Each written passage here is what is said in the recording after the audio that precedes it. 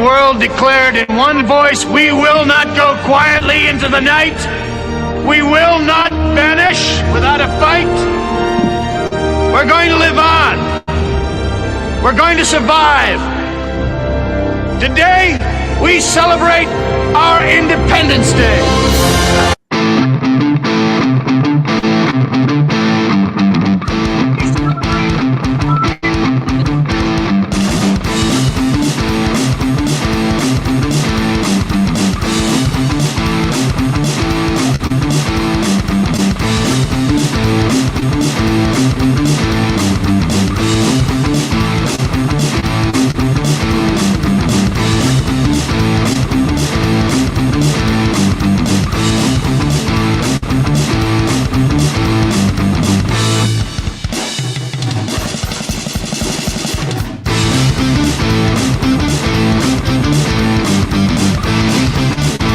It's not true. It doesn't matter what's true. It matters the story they tell when you're gone. I keep on pushing down my gypsy road. All right, let me get rid of this. People, we got a paranormal show tonight. We got Dr. Wu be coming on a little bit. We got Tanguy, we got Amber, we got Connor so far. And then I invited some other people. If they come, great. They don't. We don't need them. All we need is us. Shit, Connor could do a show all by himself. He could just hold up a sign and just boom, boom, boom. Man, crazy weather on the East Coast, snow, ice storms. Seattle, we had a few flakes yesterday. Amber, I think you live in the East Coast, right? You live in bad weather. Yeah, I need spring to come really bad. Same. You know, Connor's in Florida, so that's always decent weather, unless the hurricanes come in. Yeah, today was a little rainy to start with, but then ended up being sunshine and probably rainbow somewhere because there was crazy colors in the sky because it was magical. See, I need that kind of magic. Behind the scenes, you're talking about Ancient Aliens, which is on it's owned by History Discovery Discovery Plus. And a lot of times I'll watch Discovery Plus when I work on thumbnails and stuff. I'll put Discovery Plus on the background, like put on a paranormal. And I didn't realize that Jack Osborne and his sister, they did a documentary, whatever, on there. And I'm like, I'm going to check this out. And it's fucking Queen Mary. And why am I showing this? Because I'm pissed off now. I'm watching this, right? You're on fucking Queen Mary. They're seeing these ghosts. They're seeing all this and ghost fucking adventures, you know. They all see ghosts, you know. And then I'm like, how the fuck is everybody seeing ghosts on here? And when I go there, you know, here's mine. You know, I was on that ship. You know, there's me looking ugly, wearing a different kind of a hat. And I'm on the Queen Mary ship. So far, we found nothing. And we're the only ones up here, right? Yeah. Somebody else up here. So, show yourself. You know, and me and my sister, we walked around everywhere on this fucking ship. I mean, we're everywhere on this ship. I'm everywhere. And, you know, here I am watching Jack Osborne, fucking Ozzy's kid and sister, and they're all having all these experiences. And I'm like, I care more about this shit than they do. So I'm thinking to myself, is it fake? Are they really seeing something? Or is the ghosts just don't like me? They just don't want to walk around because, guys, I went around this whole ship. I did. Well, you have to understand that if they didn't see something, they wouldn't get ratings. So I'm sure there's stuff on that ship, but, you know, they're going to amp it up for TV. And you know how many tours those ghosts get? They're sitting there watching the living go by. Go, oh, great. We got more. Oh, yeah, but look, Jack Osborne's good. Okay, all right, let's do something. We'll get on TV. Yeah, for sure. They had to get revenge for the bats that Ozzy bit the head off of, you know. And we were actually just talking about it on our first episode yesterday, Eric. You know, about Neanderthal DNA and Ozzy Osbourne. It's crazy how it all comes back together. I know. And I'm just watching this like, come on, give me a break. Because 2 nights we stayed, you know, I paid money. I'm so mad I was about to send a letter to Queen Mary to get my money back. Where's my ghost? What is Ghost Adventures and these Osborne kids get to see the ghost? Why can't I see the ghost? Maybe it was an off night. You know, I even tried my son at first, no luck. Then I took my daughter along with me, and no luck. Hey, just got to go back, and maybe try to visualize it days before and manifest it to happen. Yes. But, I don't know. Talk to your guides too. Yeah. I think there's a little bit of Mandela effect with Alice Cooper and Ozzy Osbourne. So when you're, channeling all that, also think of Alice Cooper. So we all might be misremembering it on Dr. Wu's timeline. I'll go with you, and I guarantee things will happen. For sure. Hey, you're right. That might be the trick. I might need to walk around with a medium. Yeah. And then maybe something happens, because I spent money for 2 nights. And look, there's a ghost right there. I love the new look. Yeah, he shaved. He finally shaved. I'm here. I made it. That's Which state is that even in? I don't even know where that's at. That's you don't recognize that mask? Amber, you really don't recognize that mask? It's iconic. What mask? Oh, you didn't see the mask he was wearing? I wasn't. Oh, I was talking about the Queen Mary. Oh, yeah. So where's that at? Oh, it's in Long Beach, California. Oh, see, I don't think I'd go to California. Yeah, it's a famous ship that it doesn't go out in the ocean no more. It's just for people to rent rooms now, and they have the haunted room that costs $800 a night. Oh wow, $2,000. If I ain't paying no fucking $800. What? Is it guaranteed bed shaking and hang stuff? out in one room, and yeah. So we thought the original Queen Mary burned down though, right? And they had to rebuild it. Really? That's what I heard. The original one. There was the fire. It destroyed everything, and then they fire. I don't know. It's just I watch all these shows, and all these shows. Queen Mary's haunted. It's all guaranteed. So I'm like, fine, I'll spend some money. We'll spend 2 nights there, and I just want to hear a sound or a knock or something, and I got absolutely nothing. And we went through the whole ship at night. We went through the time when it was like the less amount of people, because I always look at the calendar, like, when does the less people go? That's when I'm going to go. And then you fucking see the Jack Osborne kids apparently have all this paranormal on there. I'm like, that's fucking unfair. If they had paranormal, that's unfair. The gods don't like me. But hey, let's talk about paranormal for a second. Yeah. So Roman, now, what is the number one, like for you? What was the most scariest paranormal you actually ran into that just scared the shit out of you? Like did you have a moment, or was it? I know you have gifts, or is it you have the gifts and you've always been? Was there a moment that scared the hell out of you? Yeah, I've experienced. I've lived in haunted houses. I've had all kinds of experiences, but the more I educated myself and the more I learned about stuff, the less fear I had. And then at some point, the fear just left because I understood what was happening. So when you don't understand, you have fear. So I was just thinking about this recently. I was newly married. So it was the early 90s. And we were living in a haunted house on Beaver Street in Toronto, Ontario, Canada. So if I was 19 or 20, around there. And, okay, so we had heard some stories about, from the neighbors. It was a house turned into a duplex. And we had heard, some things, musings around the neighborhood.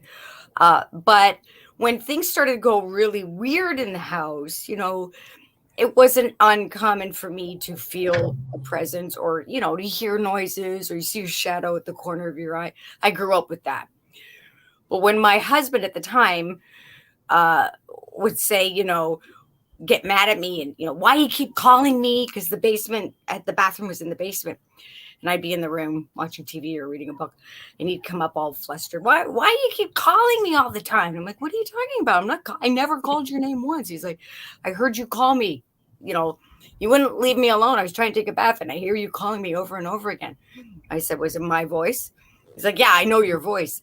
I said, it wasn't me. Then he would have like marks and scratches on his back, and then it started getting more weird. And then we started fighting for no reason at all. We had a dog who would bark at the not abandoned fireplace, but no, like it was in the bedroom and it was no longer a fireplace, dormant. And so there's no activity in it. And the dog would bark and, he'd be like, well, there's an animal in there. And I'm like, that's not an animal barking at another animal bark. That's a dog seeing something you don't see bark, and you know the difference, right? And he's like, okay, whatever. And he was freaking him out. But I was in tune, and he knew it. He just didn't want to really believe it, or he didn't want to deal with it because he had fear. So time goes on, more weird stuff happens. Our marriage was falling apart because of the energy. You just fight about nothing and weird stuff, and you start feeling like you're different. And my husband was acting different. And I knew, it feels like a haunting. And then long story short, hit the fan. And it got really bad. Company was over. The neighbors were friends down the street, and they came over. And people were getting pushed and touched and seeing things.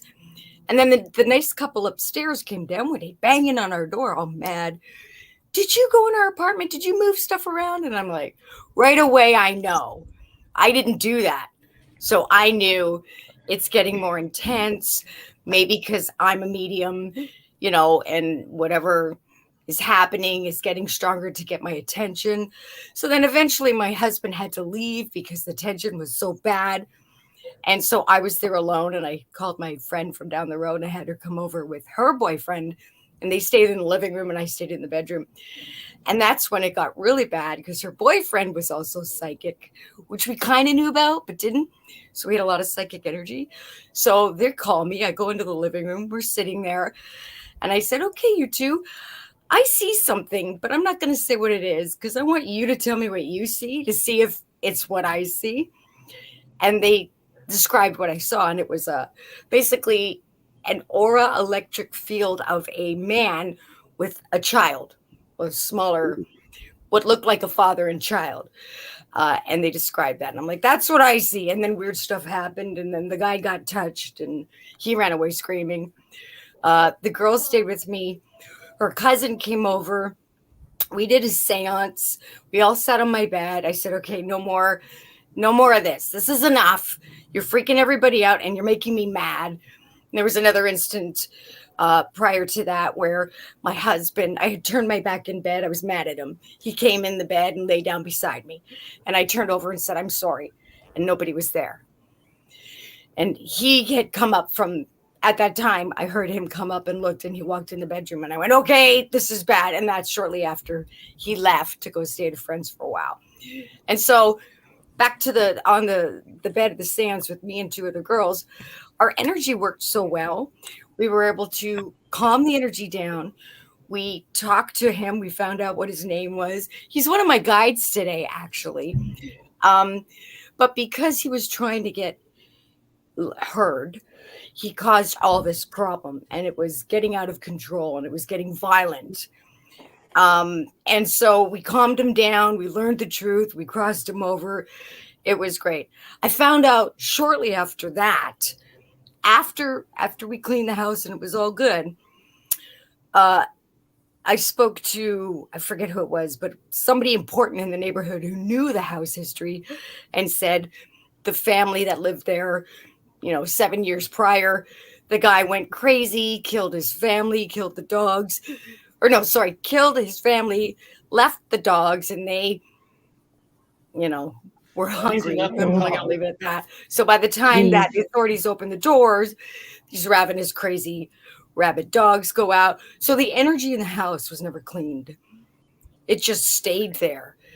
That was the most dramatic, terrifying. There was so much, little details of things that I won't go into, because it's just, I don't want to deal with that anymore. And I've already let that go and crossed over the guy involved. When he was stuck in that, he was getting our attention by doing bad things so we would listen to him. And sometimes that happens. Now, I don't remember personally being scratched or physically touched, because I always, wherever I go, people, invisibles, I say, you touch me, you're toast. Right? What is it? I didn't give you permission. You're not allowed to touch me. And that goes for the invisibles. So he just never did it to me, but he did it to my husband. He did it to the guests. He caused such problem that I had no choice but to face it. And once I calmed down and lose the fear, the three of us did that seance on the bed. We connected with him. And it's like a guy who's, nobody will listen to me. Ah! And then you finally say, hey, buddy, I'm going to listen to you. What's going on? He's like, okay, this is the situation. I'm trapped here and I can't get out and I want to move on. So we crossed him over and now he's a guide. So all that we went through taught me so much. It was terrifying at the time. But boy, did that ever, that helped me with pretty much, almost 100% of everything else I ever did, because I would always go into a situation, or if someone was having a haunting or something, first thing I'd say is, who's getting physically hurt, who's not? Try to find out a history of what happened. It may be residual energy, and it may be somebody freaking out on purpose to get your attention because they want help. But you're not seeing it like that. You're seeing it as a threat. But if you just scream and run away, you're not helping, and you're not causing a solution, and the problem will just escalate and continue. I have a weird question for you and Amber, because both of you have gifts. So with gifts, I'm sure spirits, ghosts follows you both. Follow you home. Say you bought a house, it's not haunted no more. It's not haunted, but because you guys have gifts, it becomes haunted because the ghost likes to hang around with people with gifts. Now, if you guys move out and I move into Amber's house or your house, can the ghost stick around because you guys were once there and the ghost, you know what I mean? I don't have ghosts. I have guides, and they're like bouncers. And they keep all the, I'd say, wayward spirits or wanderers away. Okay. Because they used to come by me and my daughter when she was a teenager. She's almost 30 now. They used to come around the house, and she would see them, and I would feel them. And, they would show themselves to her, and she'd be like, I'm not doing this now. And then I'd step in, and I'd cleanse, and I'd move them on. But I had a fit after that, and I told all my guides, I am not some, medium for anybody to come up and just say, I want to get crossed over. When I buy something at Goodwill or when I go to the store, I do not give you permission. I had a huge fit, and nobody ever followed me after that. My guide stepped in and said, okay, Tangi doesn't like that. That's not going to happen anymore, because they were closing doors. They were doing stuff. Because the more you put a sign on your head, I will cross you over, the more they're going to come over and bug you. How about you, Amber? Do you track ghosts where they stay in a house if you leave?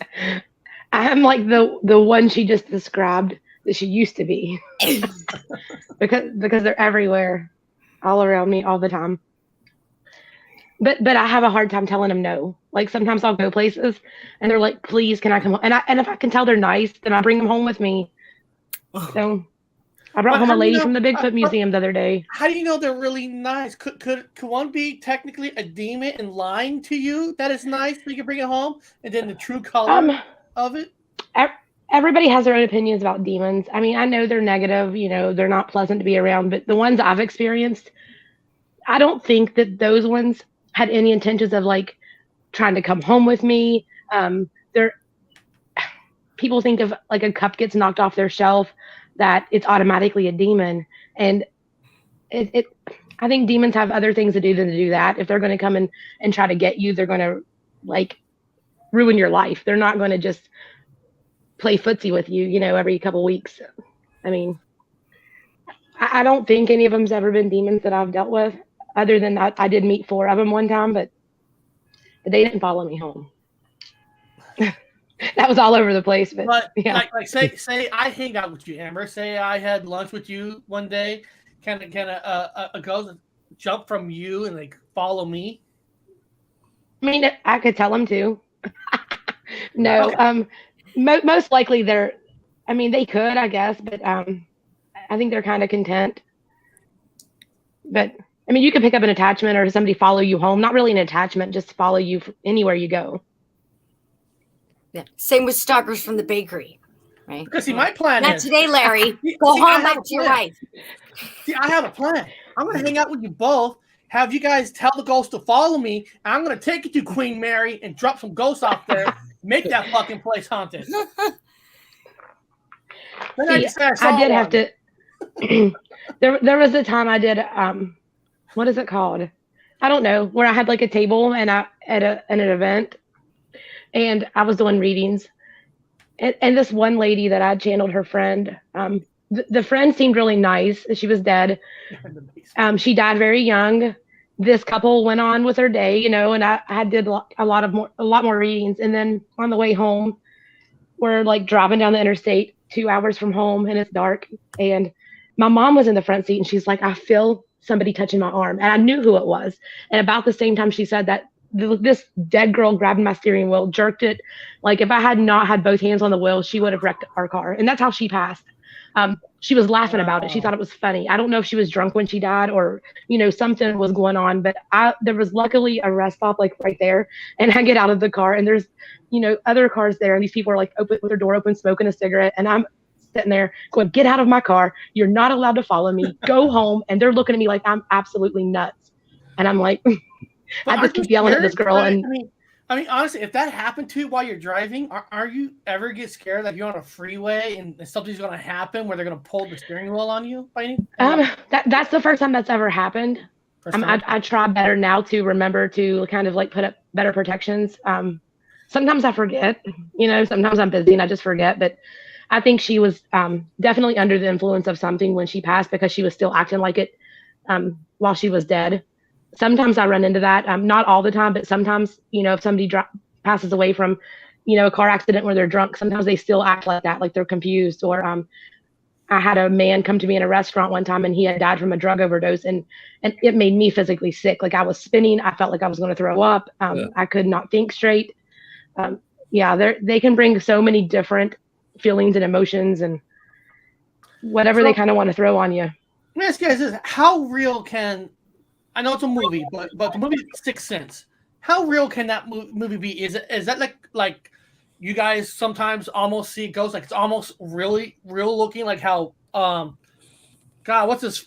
Bruce Like Willis Warriors. You didn't know he was a ghost yet. Can a ghost be that strong, human looking? Oh It's yeah. happened to me. Yes, me too. Now they need not every one of them. right? Would they need a lot of energy to do because they always say you see like an orb or something, they don't have enough energy to show a full body. Now if they do show a full body, I mean, I know we don't have all the answers, but where did all that energy come from where they can show you almost a whole body? I mean, is it just luck or? I mean, any living thing is just a ball of energy, kind of like an orb anyways, is how I feel about it. So like if I were to die right now, I'd be this ball of energy. The tree is going to be the same way. A dog is going to be the same way. You're all energy. So everything is made up of that energy. And they can manifest their energy however they choose. Some of them don't choose to show themselves full on. Some mediums can't see them like that. Some people only get images. Some people only get feelings. Everybody's different. Sometimes they show themselves to me full body, and sometimes I just see images in my head. It's amazing, isn't it? Because Bob told me this story in the UK where he was at on the road talking to a guy, didn't even know he was dead. Well, yeah, I didn't talk to him. I could just tell he was not right. Well, I mean, but he didn't look dead to you. He looked real. Yeah, well, it was a death corner, and I said there was a gal that crossed by me, and I'm a guy. I did a double take. Okay, I did a double take at the gluteus, and I turned around, and she's gone in the middle of the intersection. And the person I was with, I said, did you just see that brunette girl walk by? And she goes, no.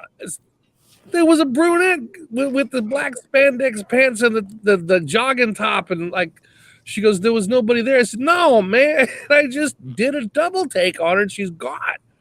She gave me a smile and kept walking and she was gone. But that corner, what I found out was the death corner. And I go, oh, this is where they get hit by cars a lot. Because remember in England, jaywalking is not against the law. They can do it legally. There is no jaywalking.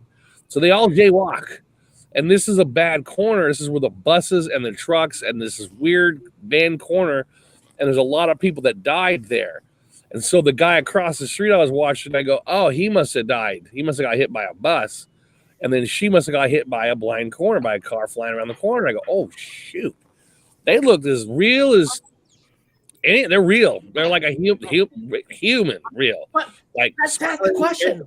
How I know this is, I asked the stupidest questions, but it's like, how can some be that powerful and real, but some can't? I mean, it's like, how is it? Do they got to learn it? You know, I'm always curious. Like, do they have to learn it, or is it just luck of the power of energy each ghost has? Why can't some be full and some can't really show themselves? You only see like glimpses. Personally, for me, I can only speak for me. It like when I was, I don't know if I was 9 or 12. I was between 9 and 12 when I saw in my grandparents' basement, which is not creepy at all. It's like a really cool music, poker room, bar tending, really cool basement where you want to hang out. Yeah. And my grandmother's sister, or my grandmother's sister, I can't remember her name. She's like the one person in the family whose name I never remember, died when I was younger. So I knew of her. She was the mother of my adult cousins, my mom's cousins. And I saw her. I came from school one day, as I always do. The pop fridge is downstairs. So you go down the stairs and you put your hand on like a 70s push button light, and with like velvet walls, so you can feel it. And it's like, oh, this is cool. And I go down, I turn it on, and I see her at the bottom of the stairs with her 2 white dogs. Now, because I'm me, that's not weird for me to turn on a light and see somebody, because I walk around in the dark all the time too. It's not a big deal. So I didn't think I was anywhere from 9 to 12. I thought that, oh, sorry, I turned the light on you. How are you doing? Because I knew she was family. She just looks and smiles. And I said, I love your dogs. And I remember there was 2 white ones. She's playing with them. She goes to the right. I'm still at the top of the stairs. And I go, oh, can I play with your dogs? I go down the stairs, naive and innocent, turn to the right, and the workshop area, like sewing, craft room, it's big and long. The door is closed. So I open the door and the light's off. I'm like, oh, okay. I turn on the light and I'm looking for her. And I don't know if I'm just slow, but I'm looking for her. I'm looking around the furnace. I go down to where it's a long room, like a mini factory room, to where the sewing tables are. Only when I get back to the door and ready to turn off the light, I feel a presence behind me. And it was more like a gentle, like, you're not going to see me, dear, kind of feeling. And it hit me. And in my head, I'm like, oh, she's a ghost. But I didn't say it out loud. So I turned off the light. I closed the door. I said, bye-bye now. And I ran up the stairs. I wasn't scared, but I was processing what happened. I was, you know what I mean? Like I was trying to figure out what happened. Did I glitch? Am I back? We can hear you. Sometimes Did I glitch? But we can still hear you.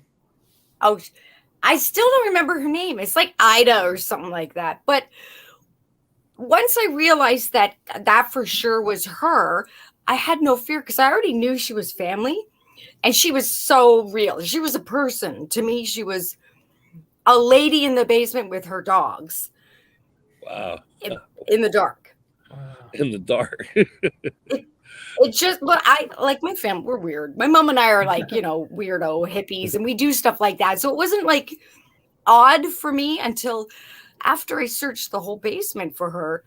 And then I felt her. When I didn't see her, but I felt her, I knew she wasn't there. I knew she was a ghost. Now, and that was the first time, as an older child, processing what was happening. Because either I see them or I don't. It was never both that I remember. It was never you see them, then they're not there, then you feel them. It was never like that until I was 9 or whatever I was. Now, both of you were born with this, right? You were born with the gift. You guys didn't have a near-death experience. This was something you guys always had, correct? I had it. I've had near-death experiences too, which intensifies it. But my parents were hippies and did drugs, and they were pregnant with me. It's in my DNA. You think like the movie Flatliner? If I took Bob and like almost killed him and bring him back at the last minute, you might have some gifts. I think we should try that on air. We should try a real Flatliner right here on the channel. If it works. Yeah. Bob, you're Fresno. That is not a good idea. I'm fine. I'll do it.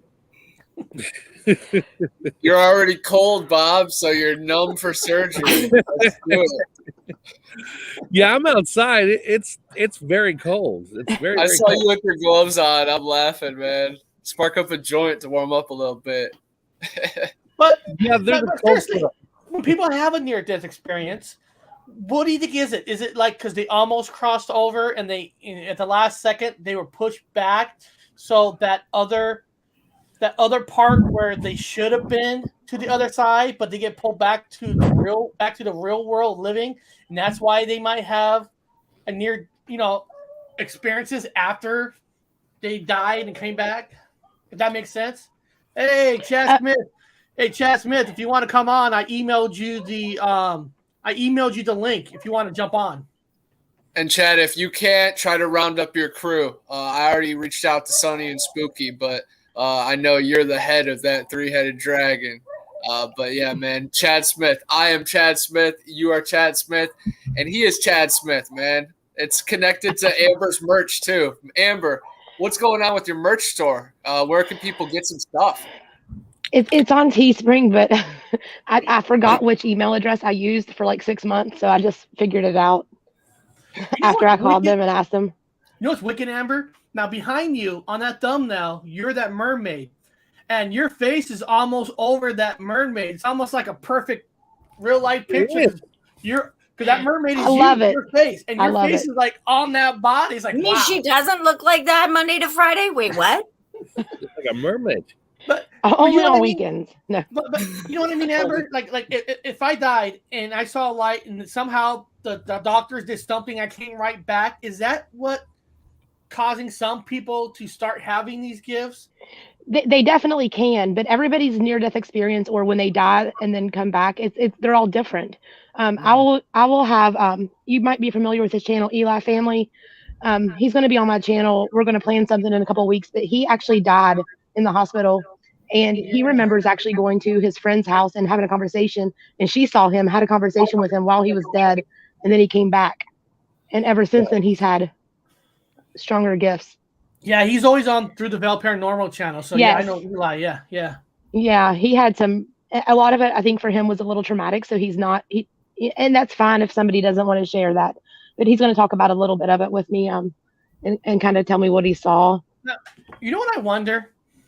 The reason Bob saw that ghost on that street, or Bob's experience, is because Bob went off a cliff on a motorcycle with 2 other people. Yeah, and he was able to get up and walk back to the camp and basically save their lives. Yeah, but sometimes you wonder with Bob's crash off. I mean, I'm seriously, guys. It was a camping trip. You were on a motorcycle. 3 were riding on one bike. All 3 people. Never do that. They hit a rock and they went on a cliff. Bob was able to climb up. So I wonder if Bob hit his head or something that maybe, like you said, maybe it intensified where he can see ghosts a little stronger than maybe Connor and I. Unless Connor had a near death. I don't know.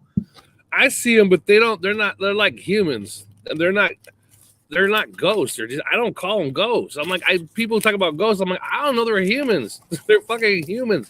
They give me a look. They give me a look, like a bewildered look, and I give them a look back. What? But that's a good way to look at it too, because they are people. They're just dead.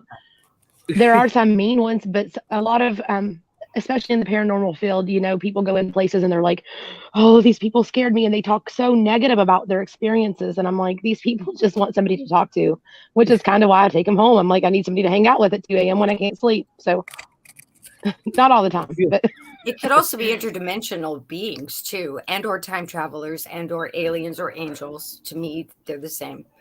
I just make them my guides. I say, if you don't want to hang out and do my bidding in a good way and have fun and be part of my bubble family, don't come around here no more. And usually only the same energy as me. So I say only the good shall pass. So if you're of my vibe, you want to hang out, you're going to be a guide, you're going to work for me, we're going to work together and do our readings and stuff. They're like, okay. Otherwise, they just keep up. They're like, nope, lady, don't even look at me. And they keep going. Do you think you're able, to say, I want you to teach me and I'll be able to do what you do? Is this something you're kind of born with? We all have abilities. You just got to tap into it. But you got to think of it like this. If a surgeon came to you and said, look, I can teach you how to be a surgeon and do brain, operations. First of all, would you want to? Bob, sure. I'll try. Secondly, it's a lot, like for that specific thing, you got to really know your stuff. And 9 times out of 10, 9 times out of 10 people will not pass, everything involved in years and years of study to be a brain surgeon, because it's like not everyone's an artist and not everyone's, a baker, and not everybody, but you have the potential to be. It just depends on you and how much you want it. Now, you can dream, and you may have a prophetic dream. You have intuition. You have things you can build on already. Like you go, oh, I knew it. I should have done that. And I knew it, but you didn't do it. So if you constantly follow your intuition, it's like a muscle. The intuition is like a muscle. The more you use it, the stronger it gets. Bob and I have a friend named has a channel called The Matrix Unveiled. He's a young kid. He's been on our channel a lot of times in the past. He's a great kid. Now, he claims he has the ability that he can, move clouds, move airbend, and all that. And I'm not saying he can or not. I don't know. His videos are pretty cool, but I can't tell you behind the scenes. Is that kind of almost the same kind of abilities in a way of a ghosting? Or is that two total different Jedi things, moving clouds, moving the air? Well, like Amber said, we're all energy. If you can tap into that, right? It's just like, for example, you can hold your breath for 20 seconds, but then there's a guy who can hold it for 4.5 minutes. But he didn't start that way. You got to train yourself. The more you train yourself to hold your breath, the longer you can do it. And before you know it, you can go without air for 6 minutes. I think if everybody worked on their own abilities, we could all be like superheroes walking around this earth. Right? Okay. Don't limit yourself. What if all of us here, say all of us had medium abilities, we all got together like witches. I'm not saying like witches, but holding our hands.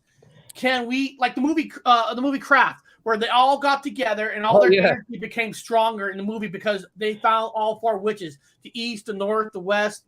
If all of us had the abilities, we got together, could we can we make all that energy into one?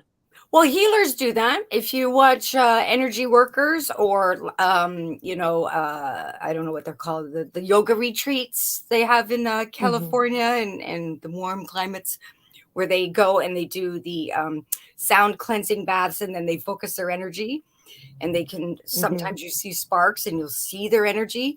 So, what happens when you get a choir together? When you get a room full of people singing in angelic voices? Vibration, right? And you know how you just listen to a choir and you get the tingles? That's their energy, or you listen to I don't know, for some people it's sports, not for me, but no offense to those who love it. But, you get a bunch of people watching sports, and at the same time, everyone in the pub is like, yeah, goal. You get 500 people going, yeah. And you feel it. Or at a concert. And everyone's like, yeah, AC/DC tribute band, I love you. And you feel like. I want to do that for a tribute band, but I would do that for AC/DC. You know what I mean? Like the energy, you can have a whole bunch of bad energy and have a negative effect, or a whole bunch of good energy, positive energy, and have a overwhelmingly great effect. So if you all focus, but you keep doing it, you keep practicing. Don't just do it once and say, oh, it didn't work, and stop. You do a little bit every day before bed. You can do the aura ball. Try your electrical, try to get your little bit of static electricity every night. Do it for every night for a year. Just keep doing that. And then until you see something. And after a while, you will. And some people probably need to practice harder because I know some people have ADD and stuff where your brain just can't like slow down. And I'm sure I'm as ADHD as they come, and I love to meditate. Like meditate. I can't sit still. I can't. I'm constantly moving. I don't sleep much, and I love to meditate. Like that's my thing. You know, it took me a while to get to that point. Like it's practice. It's training yourself. You know, like she was saying, you have to work on it. And I believe, and I mean, I'm sure there's people that may not agree with me, but I believe if you're going to open up to that spiritual side and be more enlightened to it, you have to start meditating. You have to work on yourself. You cannot just like be stagnant. And I always tell people, like when I do readings for people, I never tell them, hey, if you want to talk to your grandma again, come back and see me. No, I will tell them how to do it themselves. And if they don't want to, that's fine. I'll do it again for them. But I will always tell them, like, this is what you need to do. Message me. I will talk you through it. Like, you can do this. Especially, a lot of people already see signs and have that intuition or get the goosebumps or feel them. Work on that part of it. That's what I always tell people. You know what I wonder? If a lot of people actually start showing their gifts, if they get off a lot of these pills that what I mean is like doctor says I'm bad. I got bad ADD. They try to put me on every pill there is. And for a little bit, I took a few of these pills. It made me feel like a fucking zombie. And I said, fuck this shit. I didn't even know my old way was bad. They want to give me pills. You got the pills, you learn to deal with it. You learn to slow your brain down on your own and all that. But we live in a world where everybody's on pills for something. I'm not saying you all are, but everybody's on these pills and stuff. Just these gifts are probably there, but they're being depressed with all the Zolox or the fucking garbage pills you get from the hospitals and doctors are supposed to help you, but then you imagine helping you. Imagine your body is a clean river of pure clean water, and someone comes along and says, "I have this gallon of oil. I want to pour into your clean river to make you feel better," and they pour the oil in. What happens to that water? It starts to get toxic. It's contaminated. That's a good way to think about it. Right? And you have to, there are natural ways because food, like Mother Earth, Mother Gaia gives you everything you need. But you got to do your research. And you can have the original, for example, you can have a original headache cure from a certain plant. And you have to know which plant and how much to take and how to, do you have a tea or do you lick it? As opposed to going to buy an Advil, which they take the original plant from and then add chemical and, process and a price tag and all this other stuff on it. So what do you want? You want the natural organic, or do you want the pharmaceutical version, which over time will do more harm to you? Or do you want to, drink lemon water every day or just a couple times a week to clear you out so you don't get headaches? So it's a 50-50. You have to know your body. You have to get a doctor that will listen to you. You also need to check out naturopathic, homeopathic medicines. But a lot of times people, they get so used to going to a doctor and saying, okay, this is wrong with me. Fix me. But if you do your research too, why are you having headaches? Write it down. Did you stay out in the sun too long? Did you not wear sunscreen? Were you next door to a loud amplifier or somebody playing music? Have you been around toxic gas fumes in a mechanic shop?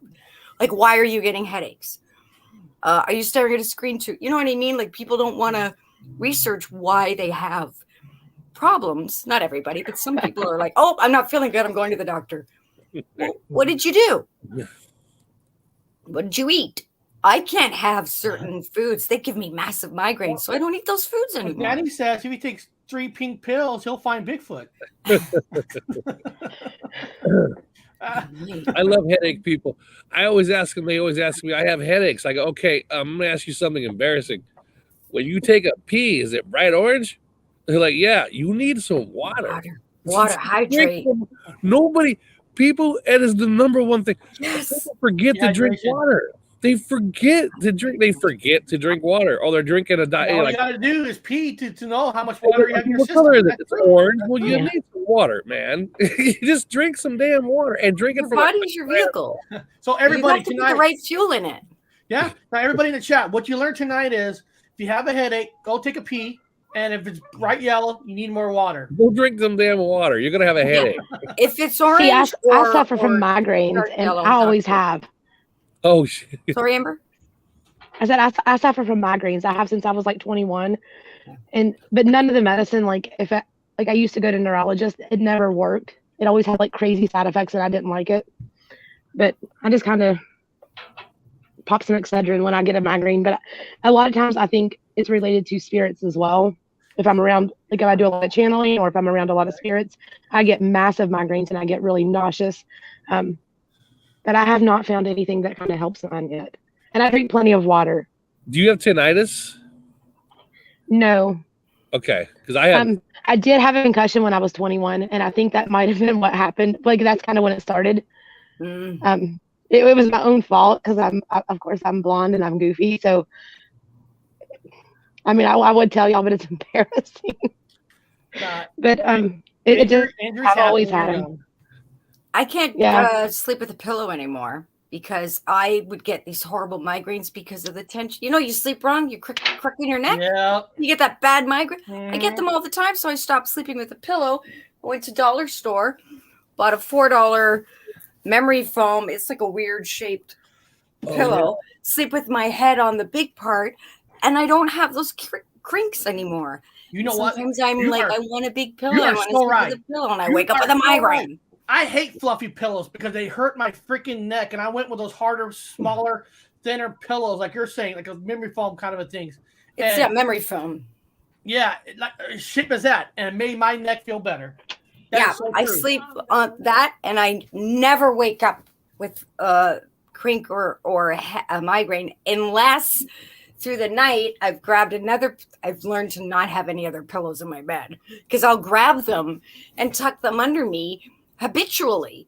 I do have one for my knees.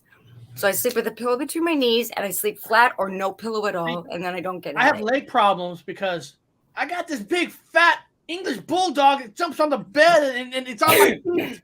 And I can't stretch my feet out. So you sleep with your feet squished. You wake up in the morning like, oh, I can't move my leg, you damn dog. I used to sleep in a hammock, and that was great too. Yeah. The standing ones that you just Bob a little bit off the ground. To sleep on the ground. He says his back feels better sleeping on the ground. Yeah, I sleep on the ground. I don't know why. I sleep on the. I don't know. I have a wool blanket. I throw it on the ground. It's like I have a bed. There's a bed. I just sometimes have to hit the ground. It just feels better, and the pillow fits better, and plus it straightens my back out. Everything's straightened out. Lots of warmth on top, but I like the hard surface. I sleep in a bed with too many. No, ow, it hurts too much. You wake up with kinks and bends and weird positions, and you have a tendency like I rock and roll when I sleep. I'm a dog chasing rabbits. And it's not good with a big soft bed. Right. Well, how about this? If you both look at Connor, can you look at Connor? Like, will you be able to tell like how much maybe like he has abilities or he needs to learn it? Like, could you tell like if Connor he's very tuned in. He's got the theory, the Einstein, what is it called? When you see in those movies where the mathematician's thinking and you see all the math symbols and stuff, he has that floating around him. He's got all kinds of ideas because he's connected with the energies of brainstorming, brain science. You might even open the fridge and get a sandwich and you bite into your sandwich and you're like, I just have a theory of how to time travel or whatever, because you're just doing you're just being you. So he's got that around him. He's got there's a word for it, but I can't think right now. I'm sorry. It's like the quantum physics brain. But I definitely appreciate that. Maybe like Russell Crowe in A Beautiful Mind, or just even honestly beyond that. But and it's like above you, because I see all these little like number. I suck at math and I hate math. But I see that above you, floating above your head. There's an awesome show on Netflix about that girl playing chess, and then she looks up in the walls. She Queen's sees all those Gambit. numbers, and it tells her like she studies the whole board. She's seeing all these things, all these like movements, and she like it's like almost like she's projecting the future. Is of it what the he's gonna Queen's do. Gambit? I've heard of Yes, it. yes, Yeah. Gambit. I haven't That's a seen it, fucking but I've badass heard of movie. it. Like And I know of it. and it's like, and she used to take in that movie, Connor. Didn't she in the beginning? She took some pills to calm her brain to see those. Well, I can't remember what she's doing with the pills. Yeah, I think I just watched the first episode, but chess is an amazing game that works your mind, and you have to be 4 steps ahead, 100%. But I am all natural. I like to tap into other things like potions that maybe open up my mind a little bit, but I'm against antibiotics. We need probiotics. Yeah. And we don't need antidepressants. We need just nature and also just good friends and family that you can be open with, because so many people have so much baggage and they put on a front. Why don't you just be yourself? And I think you'd be natural and happy and healthy. But of course, the world doesn't work in perfect ways. So ground, meditate, try to drink as much water, like true water, as much as possible. Get as much sunlight, moonlight. But yeah, I've definitely worked very hard to be on the outside of the society circle. Killed myself in vibrations many times. Depersonification, try to eliminate ego as much as I can, But of course, chips on your shoulder and skeptics out there that are trying to wipe out the blatant truths. It definitely gets you fired up, and things get twisted and turned. But all you can do is honestly push forward like a train, and it's either hop on or get flattened like a penny. You're right. The higher the vibration, the less problems you have. Yes. Well, you get challenged every day, and not just from skeptics. I mean, you get challenged from people within your own communities and stuff. I mean, just today, finally my Reddit page, the suspension went away. No thanks to a person from the Bigfoot community. Keeps on giving me suspension for your own community. That it's like you get tested every day. It's like not just skeptics. People want to be gatekeepers, and they want to be top dog so bad they're gonna kick the feet under you much as they can. They want to downgrade your channel. Hey, we got shin guards though. Lower vibrational people. They do that. They test you. But if you're just like, my Reddit's back up, people. It's back up. Stay at that higher consciousness. Yes. Uh-oh, I think the ghost just got pissed off and kicked Bob off. He time portaled out. He froze to death. He's with Walt Disney now. And Arnold, Mr. Freeze. Well, in the UK, the place that Bob was staying at, he'll wake up in the morning and he'll get scratches, and he'll show me his scratches and stuff. And it's like, what kind of ghost is that? The ones who actually give you scratches. And then I've learned from people that how many lines of the scratches? Is it 3 scratches? Is it 4? Because the amount of scratches actually means something too. What I've been learning from different people. I don't know if you, Amber, heard anything about a certain amount of scratches means something, like a 3 versus a 4 or a 5. I mean, or is that just people's theories that they just go too crazy with? I mean, there's different religions. So the 3 scratches is supposed to be like when a negative one mocks the Father, Son, and the Holy Spirit. But depending on your religion, do you see what I'm getting at? Like if somebody doesn't have the same beliefs as that. But what if I heard is that it still relevant? Say that it is what it is, but say like Connor wakes up with 2 scratches, and Connor is not religious. Maybe he is. I'm just using it as a thing. Connor's not religious at all. He doesn't believe in God or nothing. He just believes in Bigfoot, UFOs and stuff. But he gets 3 scratches. Can a paranormal, not paranormal, but kind of a religious scratches even go on somebody who's not religious? Because I heard like stigmata. People who get stigmata are hardcore religious. And if you're not religious, you should never have the stigmata issues where markings of the cuts goes through your arm. But I'm like, really? So if being religious can get you hurt and pain, why would you want to be religious to have a chance of stigmata? Or can that happen to anybody? I mean, I guess it can happen to anyone.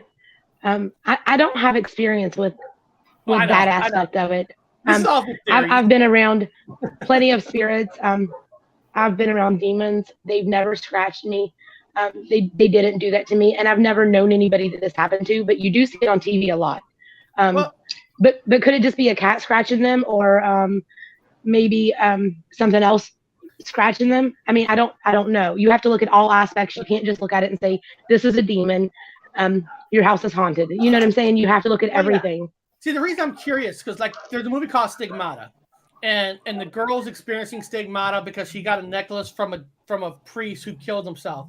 But when a priest comes to investigate it, the first thing you ask her is, "Are you religious? You go to a church?" She goes, "No." Okay, basically, case is closed. You can't have stigmata because you're not religious. And I'm always thinking to myself, does it really work that way? I mean. Does water or energy have religion? No. It's all energy. Energy, yeah. Mm-hmm. So, I mean, if you have someone who doesn't have computers and TV screens, are they going to get the blue light effect? No, because they're not using computers and TV screens. Doesn't mean they're not going to have eye problems from something else. But if you pick up, well, here's the thing: a lot of people forget. They don't even realize they brush their teeth, they clean their house, they wash their coats, but they forget to cleanse their energy every day. You go to bed, you wash your face, you brush your teeth, you say your prayers or whatever, you kiss your spouse goodnight, you touch your dog, and you go to sleep. But I always put my protection of white light bubble, and I say thank you to my guides, and I do my thing that I do to block out. It's like a security system alarm for your aura, your energy, yourself. And people forget to do that. You can do it any way you want. You could just say, only the good shall pass, or hey teens, don't let anything harm me and mine. Thanks, or whatever you want to say. If you're constantly not protecting your own energy, like you don't let toxic people in your environment, you're protecting that. Exactly. You're protecting the actual energy, because things will stick. If you go to a thrift store, I always say to my guides, only show me and let me be drawn to what is safe and good for me, or I can cleanse. And then a lot of the time I'll be like, I'm tunnel vision. They show me, well, this is good and this is good. And then my friend will walk over to a candle and I'll say, I walked by that 3 times and I never saw the candle because I wasn't meant to see the candle because it doesn't resonate with my energy and it's got whatever on it, or it's just meant for her. So people have to cleanse things. You have to not only wash it when you get home, put some salt on it, or just ask your teams, whoever you believe in, angels, alien guides, hey, can you clean this for me? Or don't let me buy stuff that's going to harm me. Look out for me. And the more you do it, the more they'll help you. People forget to protect their energy. It's very important. Wrote, spirits don't care if you're religious. Religion is a man-made concept. Jesus preached love, not religion. Yeah, I'm spiritual, not religious. And so I respect anybody, people's beliefs, but you have to understand it's all energy. I agree. Yeah. See, dirt is dirt. Dirt doesn't have a religion. You right. gotta wash the floors regardless, or you're going to get bacteria. See, I grew up in church all the time my whole life. And anybody that knows me knows I did. But, I grew up with that mindset of preachers telling you, this is against God. This is against God. So I grew up feeling like God doesn't love me. Me and God are good. I pray with souls when I cross them over. People think that just because you're a medium or you can connect with people or you read oracle cards for somebody that you're dealing with the devil. And that is so ridiculous to assume or to think. I've had more ridicule from people that go to churches than anyone ever. It's ridiculous to think that somebody can't be spiritual. Especially when you're meditating and you're on that higher vibration, you're closer to that. You're closer to God. You're closer to what the creator, what creates the universe. You're closer to that. So for people to be judgmental, but then they're going to call out witches or somebody that's using herbs to make tea and heal their children and say you can't be like that. but then they're going to go to an altar on Sunday morning. They're going to they're going to pick and choose what they want to do. They're going to blow out candles on birthdays, which is witchcraft. It's making a wish and manifesting on birthdays. Or they're going to toxify their bodies and eat horrible food. We have to stop letting people, or allowing people that pick and choose that to give us their bad energy. Oh, you're right. I don't even deal with that anymore. I block those people and I'm done. Yeah. If you want to have a legit conversation with me, let's do it. But don't try to condemn me for something you have no idea. You don't know what I've been through. I mean, I know what I'm talking about. The average person thinks witchcraft is the devil. It's evil, and it's not. Witchcraft. It's not. A lot of witchcraft that I've learned is nature. It's like organic and stuff. It's more organic and energy friendly than people try to make it out to be. It's like people don't understand. They don't want to learn it. Can you have good witchcraft? Yes. Is there some bad parts of it? There probably are people that do bad stuff out there. There's a lot of bad priests and popes out there. Yes, that's exactly what I was going to say. Are there good churches? Yes. Are there cults? Absolutely. There's good and bad to everything. People like to pick and choose what they don't understand and condemn people for it. But do you really think God is up there trying to condemn people for not going to that one certain church that they go to and judging everybody else? I don't think so. I mean, that's just my opinion. I don't think so. It's all about attention. I think it was South Park. They had an episode where they all die and they went to heaven, and it turns out that the Mormons had it right. And it was like, hey, heaven is filled with Mormons. Shit, they had it right the whole time. We all had it wrong. We made fun of them. Shit. No, it'd be kind of funny to go up and go, oh, we got it all wrong. Those guys had it. The Zoroastrianist people had it right. Damn it. I love the South Park episode where the aliens come and give the cows the music disc. I like to sing in the spring rain and June. The cows had it right. Right? That's how all hail cheese. Praise cheese. They had it right. The whole time. Move over. The cows are coming home. And even if people aren't spiritual, like as in like what we do, you have to watch what you allow into your body. And that means reading things too, because I have current Bibles, and I'm talking like 80s, 90s. But I watched a video where somebody was a translator, and she's like, go back and look at the ones pre-1920s and compare them to now. Man has changed them, and I did that. I went to an antique shop, bought one with an attachment, helped this guy cross over, and I compared them. I did my homework on this, and she was absolutely right. Like, man has changed it to fit a certain agenda, to get people to fight and to cause chaos. And if people can't see that, you think and all the stuff going on in this world, but they're going to leave your Bible alone. It's not true. Like, quit believing what you see and everything you hear. Yeah, I started a cargo cult. I'm building a 747 out of bamboo. I've got some worshipers. I'm thinking about expanding. Yeah, it's strictly cargo cult for me all the way around. Yeah. Did you know that bamboo is a giant type of grass? Connor's going to build a bamboo helicopter. I think an Apache. I don't know what you were going to build, but he's starting a cargo cult. We're going to have a donation bar.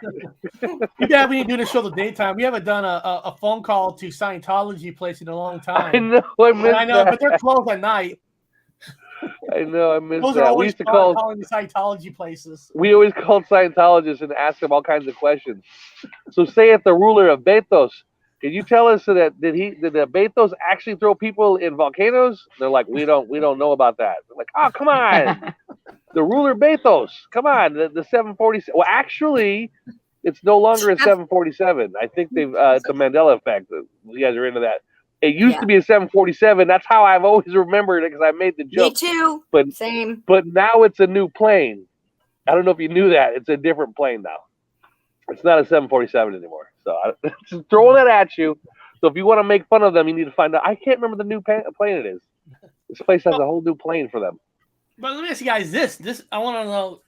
I don't know if this is possible or not. Now, say I know. I don't know. I don't want. Just say somehow I know I'm going to die Friday. Somehow cool. I know. You think it's possible to prehand to say, if I die, I'm going to stay on this planet as energy? Can somebody choose to stay as energy, or I think so. In theory, you think you got to go where you got to go? I think so. we have free will right now, and we have free will when we're dead. That's what it boils down to. You can do what you want. You can choose to go. You can choose to stay. There are situations where somebody is like, it's traumatic, and maybe they don't realize they're dead. That happens. That's the majority of the ones you cross over because it took them a while to figure out they were dead, and then they kind of don't know how to find that light. But yeah, you have free will. And I've even heard some people say that when you die, it has a lot to do with what you've believed your whole life. That's what your afterlife will look like as well. That's something I don't know, for sure. But, if somebody thinks that you have to go a certain place, maybe that's where you're going to go. I have an aunt that passed away about 1.5 years ago from cancer. She was intuitive as well. She was my aunt, like, it kind of ran into the family. And she always said, she's like, when I die, I'm going to stay. It was like 2 days after she died. She was here hanging out with me, telling me to give her husband a message. And, I was all nervous about it. And I'd call him and I'm like, we're going to come over, bring some dinner, hang out. I brought my daughter, my mom, we're all going over to hang out. And I'm like, okay, don't think I'm crazy. But Pam came to me and she's like, hey, go tell Bruce, this and that. He's like, good, I'm not the only one that's been talking to her. He's like, I've been talking to her and I've been seeing her and I didn't want to tell anybody. So yeah, you can choose. I mean, it's what you want to do. Okay. It's absolutely a choice. Well, I have an off the wall question. This might be off the wall, but this is just very, very thinking. Now, both of you have abilities where you can see something. You can maybe talk to a ghost. I don't know how good you can talk to a ghost or not, but have you ever talked to ghosts who, because they're ghosts, they know everything. They know everything on this planet. They know what's going on because they are from the other side. And if you know that, they're called guides. Are you curious to ask like questions like, is Biden really that crazy? Is Trump really that Where's crazy? Elvis? You know what I mean? Is there questions? I've had this conversation, I think, with Connor after a show one night where I don't know if he remembers, but I was like telling him about my dowsing rod sessions with Spirit about that. But absolutely, yes. Yeah, this guy's a masked man. He was long gone, Yes. And if anybody supported him, you're supporting a paper bag. Okay. Paper bag. Yes. I support that paper bag over the upside down paper bag of 2 holes in it. Yeah. Empty eyes. Oh, the masked from the Gong Show. The paper bag guy. That's our president right now. Yeah, masked paper bag guy. masked comedian. Yeah. Somebody sent me an email and said they're laughing their ass off because I have an image of Joe Biden in the thumbnail on the top right. Yeah. You do? Where's he at? Oh yeah, you do. He's a zombie. I saw that. I'm like, glad he didn't put him near me. I know, he's sniffing me. That is not cool. You guys make fun of old people. Don't make fun of that poor guy. He probably don't even know what he wears his pants. He's got to have his somebody help him put pants on. I mean, he probably wears diapers, man. I watched the guy walk the wrong way to the White House. Like, the White House is a big building.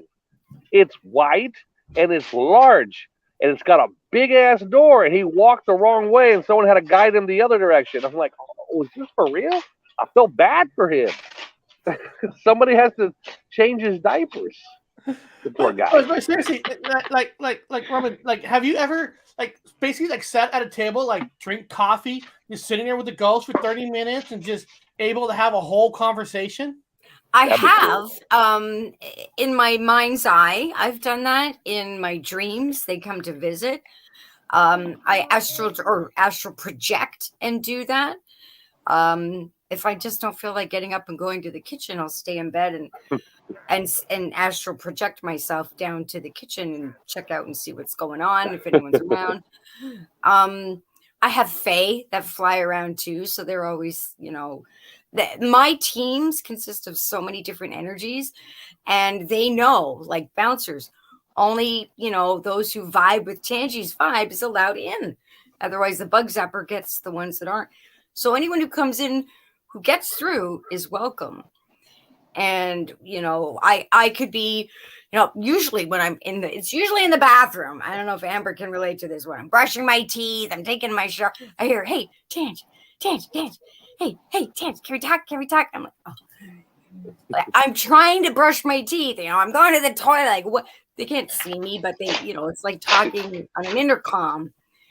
And I'm brushing my teeth and I'm going, My son's used to it. And they're talking to me. And a lot of the time it's just they want to call my name and just let me know they're there. But I'm so used to it. It's not it just doesn't bother me. And you're liberal. You don't judge people because you have a psychopath that killed his family as part of your team. That's badass. That's kind of badass. He got. Does the kid hang out with him when he hangs out with you? Does he still have the kid? My son? Yeah, the psychopath that killed his family. That's part of your team. Didn't you say that the guy? Well, he's no longer a psychopath because he's in his energy's form. Yeah. Okay. Yeah, he's a totally different energy. So, say for example, he was an alcoholic or did drugs because they don't know the whole story of what made him go nuts when he was in corporeal human form. Yeah. Now that he's come to terms with it and he's done whatever on the other side, he came back, and became my guide years later. Because I would always think of him. It never left. I was always wishing him well. Yeah. When we crossed him over. So he came back. He's all rehabilitated, and he's one of my guides. He actually, because it's like those, a badass guy does bad things and then he reforms and then he helps the good people. He's like, dude, I know what it's like, so I can give you all the inside info because I used to live that life. I don't do that anymore. Yeah. So he is a very intricate part of my team. I can recognize right away if there's a bad juju guy coming down the street. I'll get that tap. Hey, cross the road. Or, hey, start going into your demonic, head spinning, goo ball spinning. Guys will cross the road when they see me start my eyes rolling in my head. And they're like, no, and they cross the road. So he gives me the heads up. He knows when someone is on something or not themselves because he was like that. So he's the guide for that. Yeah. And then I have the baker guide. I'm like, oh my God, how much butter do I put in this recipe? And then I get a quarter cup. Thanks, baker guide. Or you ever get them confused? What if you get what if the psychopathic guy is actually messing with you and you're making biscuits? And he's like, put a quarter of blood in there. He's not psychopathic though now. He was when he was alive. I don't want to put blood in this. Stop with messing with me. Have that guy. Yeah. That'd be confusing. I'm going to say, as a female, and certain times of the month when I have my moments,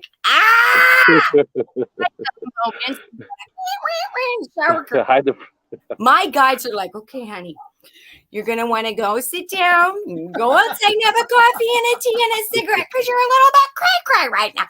But my guides are always calming me down. Yeah. That's great. Even your guides know. They do. Well, they're like, we're going to let you rant and vent, but go outside and have coffee and smoke while you do that so you can calm down. I'm like, oh, I need chocolate or somebody's going to die. They get me. They know. Yeah. They're always looking out for me. I always imagine having one of them transvestite ones that actually were performing in theaters and stuff as a man to a woman dressing. Imagine one of them guys. I have fairy drag queens. You do have a queen. You have a queen guy. That's cool. I do. Yeah. I used to have one named Lemon, and she was fabulous. And she always came in to let me know when a friend was coming in. She was the friend guide. So when Lemon would pop up, she was like John Leguizamo in Tu Wong Fu. Thanks for everything, Julie Newmar. Wow. She's like that. I love Lemon. I haven't seen her for a while, but I always knew new friends were coming in when Lemon would come around. Well, Eric and I have a guy because our older brother was a Tu Wong Fu guy. So we're like, he's dead. Yeah. So we're like, I go to Eric's house and hey, I think Mike's downstairs in drag, dude. He's dancing around. Nice. That's kind of weird. Put on some music and dance. Abba, we'll put on Dancing Queen and see what happens. Eric, let's get into a room and turn the lights off, put on Dancing Queen and see if Mike shows up. So when Mike shows up, is he there to let you know you need more fun in your life? He's trying to interject fun? Oh, I don't know. I don't know what he wants. I don't know. Well, what goes on in your life when he shows up? Is there something serious happening or is it funny. I don't know. You're having a Eric- great fun day, and he shows up. What would you think when Mike shows up when he does weird things? What do you think? You mean after he died or before he died? Yeah, like No, if like he's what happens to you during your day when he shows up? Does he show up when you're having a bad day or a good day? Well, at the end, he was actually living here, Yeah. so I saw him every day. Well, we're talking about after he's dead. Yeah. Well, actually, Amber saw. She asked me to Yeah, stay Amber after the saw it. show, and she described them perfectly with the head. That's who it and was. all that. And Amber, But when you does he saw come her. around? Does he come around to interject, fun and humor and music? I've never seen the spirit part after he died. I haven't. Amber's the one who described them after a show, but I've never really saw signs except he had a Ouija board. We said that story before. He had a Ouija board. We threw it away, and somehow it reappeared. And we asked everybody. They were playing a joke on us, and they said they did not. But he did have a Ouija board he was playing with, and it did reappear after we threw it in the garbage. And he had a nice one, too. This was no Parker Brothers. This was a heavy-duty, beautiful piece of wood. Was it a spirit board or a Ouija board? It was Spirit boards are fine. It's the Ouija company name you got to watch out for. No, this wasn't like the Parker Brothers. This was actually Like very a nice, professional made. A spirit board, which are good. Yeah. Yeah, that's like you making your own cards or your own. Yeah. That was possessed by a this wasn't spirit. Parker Brothers. Eric threw You it have to away in the cleanse it. trash can, and it kept coming back in the house. Yeah, And, like, well, it if kept I coming was back in the dead house. and you threw out my crystals, I would. First of all, I It would kept scream coming and back have in the house. Yeah, but I needed that room bring back. it back in the house. I needed my room back. I wanted to make an office. Yeah, he kept throwing that Ouija board away in the trash can, and it kept coming back in the house, and nobody won't touch that because thing with a they're 10-foot not just because they're dead doesn't mean they stop existing. You got to talk to them like you talk to them when they're alive, but you have to have respect too. So ask them, what do you want me to do with it since I don't want it in my house? And then have a dream or wait for, Eric, what'd you do with that thing? You eventually got to throw it away, right? You got to throw it away. Well, not if it keeps coming back. You have to. No, there's different ways of getting rid of I think things. it's here. It's in a closet. It's in the closet. He can't throw it away. It's in the closet, buried. It was in the dumpster, man. It was in the dumpster, and everyone's like, "Who brought it back in the house?" And no one's like, "Who the hell?" We're like, "No one's touching that thing with a 10-foot pole. We're not gonna touch that thing." Back in Eric's house, okay. Eric's got it locked away in the closet. That's kind of funny. Now I didn't know that. We've heard, Bob and I have heard from different mediums, different people. They have two different thought process of a spirit box or Ouija board, whatever. Some say don't ever play with it because it's automatically evil. But some say it's only evil if you have the evil energy with you. If you don't have evil energy, evil ain't going to happen. But I hear both sides, so nobody really... Let's hear your guys' opinion on that one. What do you guys think about Ouija boards? What do you guys Personally, think I about don't use the Ouija company because I did at the haunted house and all that stuff happened. It wasn't good. But that wasn't even that. There was other experiences with the name Ouija. I don't use those. I use my own spirit boards. I make them. I make my own tarot cards and oracle cards. Okay. You make your own stuff. It's your own energy. You're imbuing your own. It's like I'll eat my own cake. I'm not going to go to some shady back alley bakery and buy a cake and eat it. I don't know what I'm getting. I don't want any botulism. Thank you very much. But I'll make my own. Very good. But I do. This is like a whole nother live stream to talk about the Ouija name. But personally, from my own experience, I will not use Ouija company. Okay. Ever. That's what we want to find out. But spirit board or made by like a reputable, like I'm trying to think of a famous I can't remember her name. She does really good like tarot cards, the Black Cat Oracle and really nice stuff. Amber probably knows, probably have some decks, but she makes beautiful spirit boards, which look like her oracle cards. Well, I'm all dressed up. Who's got the Ouija board? Yeah, I if you're asking my opinion, stay away from the name Ouija because I just know for a fact it's not a good company to deal with. There's a lot backstory. If you do your research and do digging, you'll find out why. I won't go into here. Batteries drained. But you can make your own spirit boards. Yeah, absolutely. I see people making them out of paper. They do them out of paper. They do them all kinds of different ways. Well, cardboard is good, like a back of a pizza box. Okay. Right? Oh yeah. Okay. And sprinkle some salt on it and do whatever. Like I would say, only the good shall pass. And hey, guardians, guides, teams, Yoda, whoever you believe in, protect me and make sure only good stuff comes. Isn't there a Ouija app too? Didn't we play with the Ouija app one time on there? I've never seen that. Yeah. I did a Ouija one. I'll look. I thought we did one time. We played with the Ouija, an app Ouija on air live. Connor, have you ever used the Ouija board? Good question. I've used it a few times. I'm just laughing at the chat right now. They're all teasing because, I'm being polite and just letting everybody else talk, But right now, I might as well take the stage. Eric, do you have the diagrams ready? Today, I hit a bucket list spot. I went to Big Bend High Lie Arena. We stole this poster. It is awesome. High Lie is the fastest ball sport in the world, where they have the wicker baskets and they throw it off the wall. And the mob got involved. There was a huge strike. It's heavily patrolled. There's no trespassing. Violators will be prosecuted signs. And there's a huge path that loops around the backside. And, of course, there's posted signs everywhere. So we had that choice to be really sneaky and go through the woods, or just go right in, through the front gates and go to the first corner we could get. So that's what we did. We just went right past the construction workers, didn't even look at them.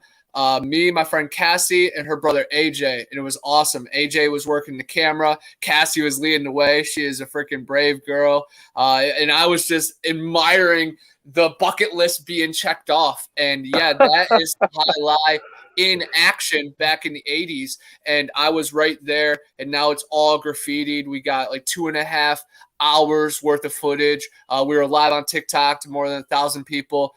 We made it out alive and unarrested. It was truly magical. And yeah, all those right there, there's tons of construction crews. I'm not actually sure what they're doing out there, but I'm just praying and hoping they never tear this place down. But it's literally as big as a basketball arena. And we were going through the locker rooms and each of the rooms. It was so dope. I can't wait to review all the footage and to see if there's any faces or scary elves or little people. But it was such an amazing morning. And then I went to Wild Man's Way, a really cool place in Chattahoochee. And of course, right across the street from this High Lie place is where they filmed Finding Bigfoot at the Bridges house, where they have that greasy hand on the front door. So literally we were looking for dogmen, aliens, and Big Bend Bigfoot while we were in there, because I've heard many reports of them being in human-made structures. But yeah, it was amazing, and most of our flashlights died. We were in there for about 3 hours. We wanted to climb all the way on the roof, but there was a bunch of people. They gave us an inch. We didn't want to take a mile. We will definitely be back. I'm down to sleep in there. There was definitely some satanic graffiti and rituals and weird rooms. The club room, right there when it shows up.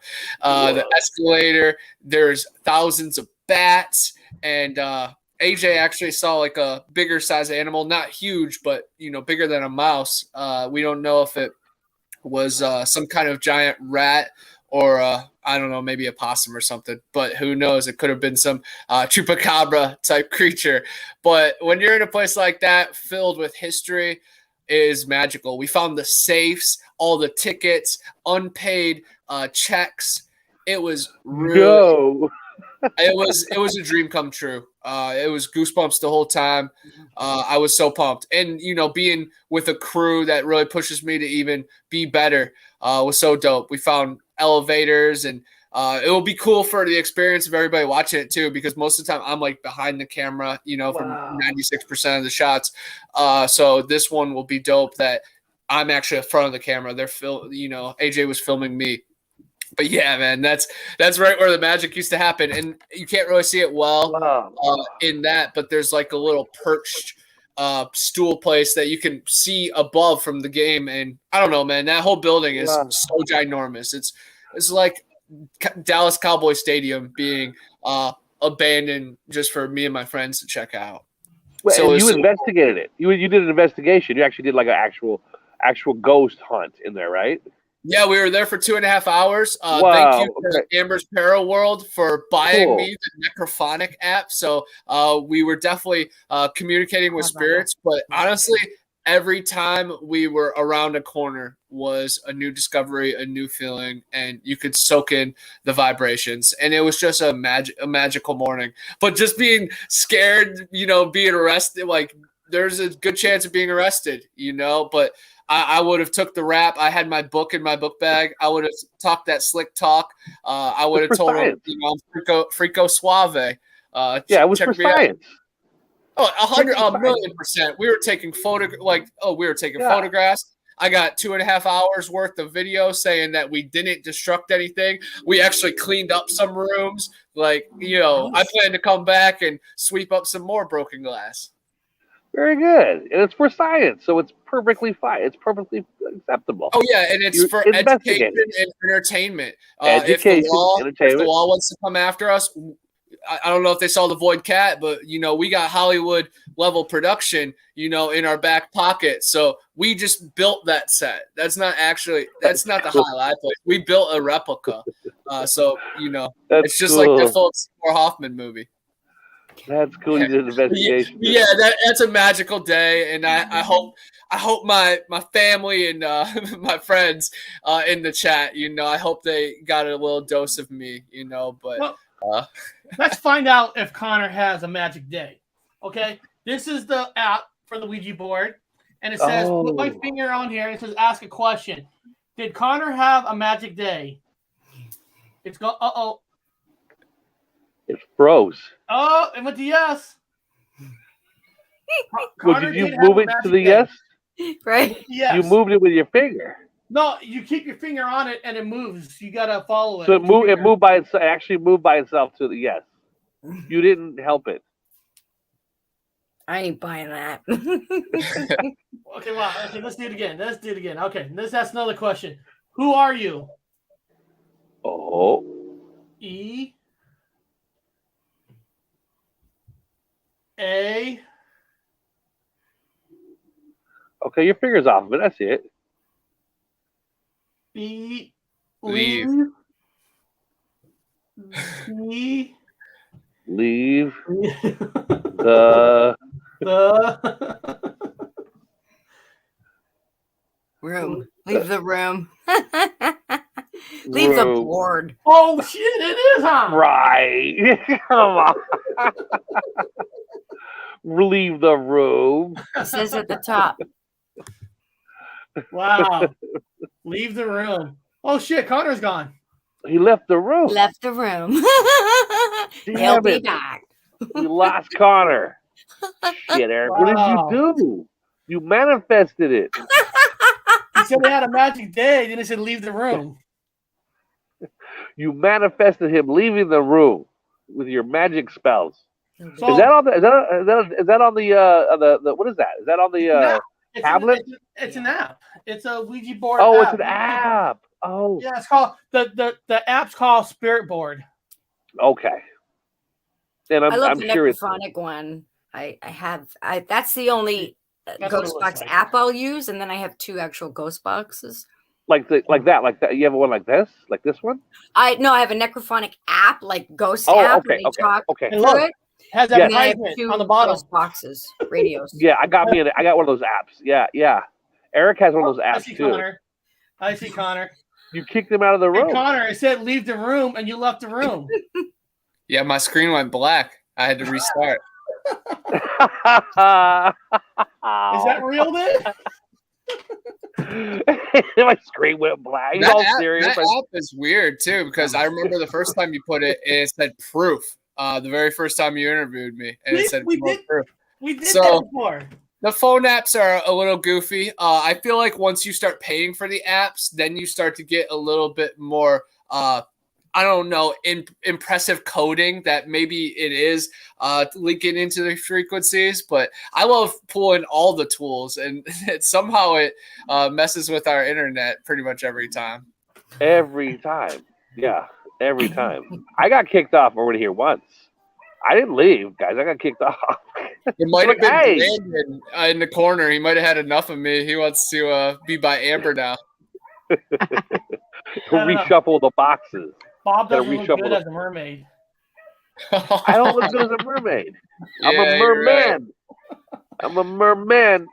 Hey, Get it Jason right. Momoa. Jason Momoa is going through a bad divorce right now. That's what all the tabloids are saying. You know, Black Jason, screen you got- matter. Black screen matters. Yes, it does. He's going through a divorce. Oh man, I hope the Kardashians are okay. But I'm only- they're like saying Aquaman is living in like an RV next to Morgan Wallen. Yeah, there's a whole thing. So I'm just thinking maybe you are Jason Momoa. You might. I always have my Kardashians app. God, well, how are they doing today? Oh, they're all okay. They're very dark. They all look very dark now. What the hell's going on? That's weird. They've got They're dark all makeup. aliens. Yeah, they're all aliens. They're aliens. It's right next to Yeah, my there's definitely Kanye something West wrong app. with all of them. Yeah, it's right next to my Kanye West for president app. Because I'm Now- definitely voting for him. Now, let me ask you guys this, because since you guys know mediums, you're a ghost and all that, and you always hear the word, "We got to cleanse this house." You know, there's something we don't want this thing, so we got to cleanse the house. But what if a house has two spirits, right? A good one and a bad one. So when somebody cleans a house, does that kind of like automatically kick out even the good one? Personally, when I used to clean houses, and I don't mean like Molly maid, I mean spiritually cleanse. Yeah. My guides only drew me to what I absolutely places had to be, and the top part of the house was it Woodbridge, Ontario. There was a Jesus painting in the master bedroom, and it was just oozing. You know, I felt like one of the Ghostbusters, like Egon with the little. It's just oozing negative, plasma energy. And when I told them to get rid of that, and it was causing a problem. So then when I went down to the lower levels in the basement, it was like the most beautiful Italian grandmother energy, nephew energy. It was great. So they were staying in their, main and bottom, and the negative energy, which I knew was emitting from the painting, stayed at the top and floated in there. So when I cleansed it, so you can clean it as much as you want. If it's attached to something, you have to remove the object.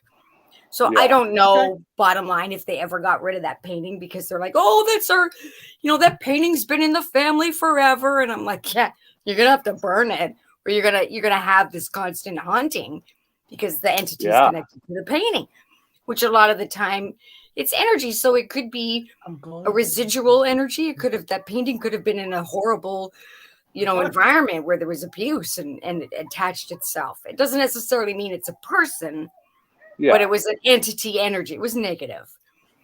And I told them what they needed to do, and I don't know if they did. I mean, it might not go over well with the neighbors if you're burning a Jesus painting, but I'm sure you can. I'm sure it was possessed. I can remember it like I saw it yesterday. It was huge. It took up like the whole above the headboard, and it was black and white, and it was black like tar on a gray white canvas. It was like hand.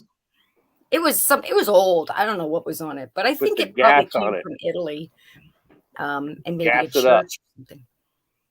Yeah, light it up, man. I'm just asking questions for Flat Rock. He asked if Connor's going to throw a book, and the board said no. Connor, you're not playing with the Ouija.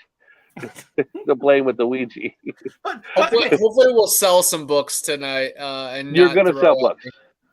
But what's the difference between a cleansing and then when somebody says, actually, this house needs to be an exorcism? You hear an exorcism on a house versus exorcism on a person. So what's the difference between doing a cleansing and trying to exorcism a house? Yeah, do you guys exercise houses? That's a good question. No. Okay.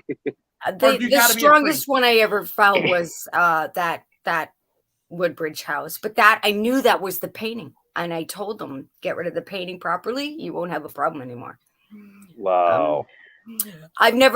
My guides protect me. They will not put me in a situation, I won't end up in a rowdy biker bar unless it's going to be a fun time and it's, a nice, evening. They won't put me in a horrible haunted house or a bad situation that is not going to be positive experience or learning experience that I can handle and or help people. If I can't help someone, they won't send me there. They'll send somebody else. You don't exercise houses. You don't do No. that. Okay. Because I heard a lot of people. Well, the house itself, like not people. Yes. Not people. Yes.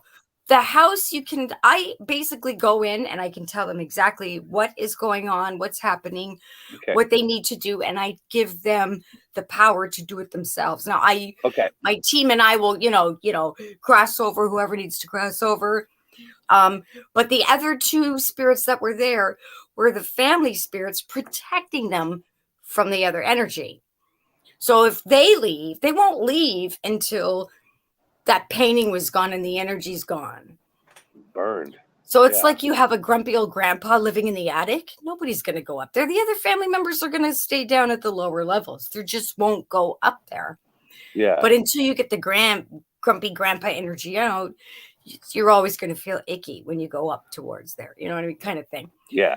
I don't know if they listened to me after that and got rid of it, but I know a lot of things they listened. They were like, okay, we're not going to poo-poo this. We're going to listen to you. And that's the last I heard. Yeah. Yeah. I had one of those velvet Elvises and it was bad.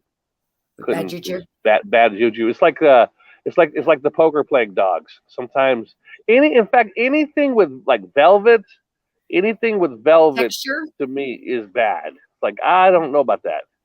Yeah, the poker playing dogs, velvet, the Elvis, a lot of Elvis velvet paintings. Well, if you ever watch those shows, I can't remember what some of them, like the Outer Limits or the Twilight Zones, where kind of like the Ouija company, the name. Yeah. Just putting the name on something, you're using like a sigil, a negative brand. And same with certain paintings. There was the ventriloquist dolls. Yes. They're all have their own texture, a connection that energy goes into. Yeah. That's why I used to be a puppeteer. My grandmother tried to get me to use a ventriloquist dummy when I was younger. And I was learning puppeteering. And I'm like, lady, I will use everything but. Well, I am not using a dummy. There's no way. You know what I learned? That the ghost will charge $2.99 if I want to answer faster. It says activate now for $2.99 to get your questions answered faster. So I guess the ghost charges money. Well, Connor said that if you pay, ghosts will come around more, especially when it comes to apps. It's all in the code. It's all in the code. The architect said it. Board, right? And then on the bottom, you have advertisement. It's like free dolls, only $5 each. Yes. Yeah, when I see things with Abercrombie on it, that's a bad label also. Ouija and Abercrombie and Fitch labels, to me, are the scariest things. Actually, yes. There's a bunch of names, too. Yeah. Yeah. Rockefeller is connected with a lot of stuff, too. Dr. Danny, if you got to ask that, the answer is yes. Yes. Dr. Wu, you already know. All the Saturn worship. Yes. All of those. That is amazing that you have that page. Explain to them real fast what that is, because the girls are like, what the hell is he holding up? All these logos, they, represent Saturn, Saturn. And that is, of course, the New World Order and all of the establishment taking us over. But it's everywhere, and it's glorified. Yes. So we just have to every label is astrology. Young Guns are going to the Terra State Park. Can't wait till the Young Guns go camping in Terra State Park. So Connor, you guys are going camping. Is this a Bigfoot research hunt? Paranormal? Yes. Sadly, the Bigfoot Odyssey 168 got postponed or canceled. So, of course, us young Gunners, we, take initiative and we're doing our own thing. And we're actually linking up with Flat Rock Booger, Donnie Miller, and then we're camping at Torreya State Park, and then hopefully by the Devil's Hole at Ecofana Creek, and then probably link up with Stacy Brown and a couple other members of Outcast Paranormal.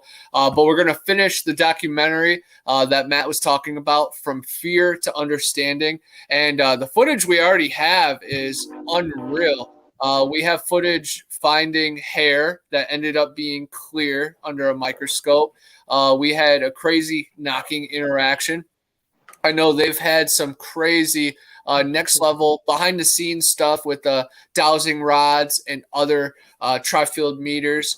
So it's really a cool combination of next level combination of, ufology, paranormal investigations, of course, and then going for the big hairy man, because I think that's our closest bridge to our creator, and they've already reached out to us. But again, when I hear stories from Amber and Tanji that I start to think, wow, I think everybody has different connections. I think me and a couple of my friends and associates, our connection is the hairy man in the forest. And then you guys, you have a picture of your guide, and I know Amber, she has guides that come in hairy man form, and then also deity and just elemental form as well.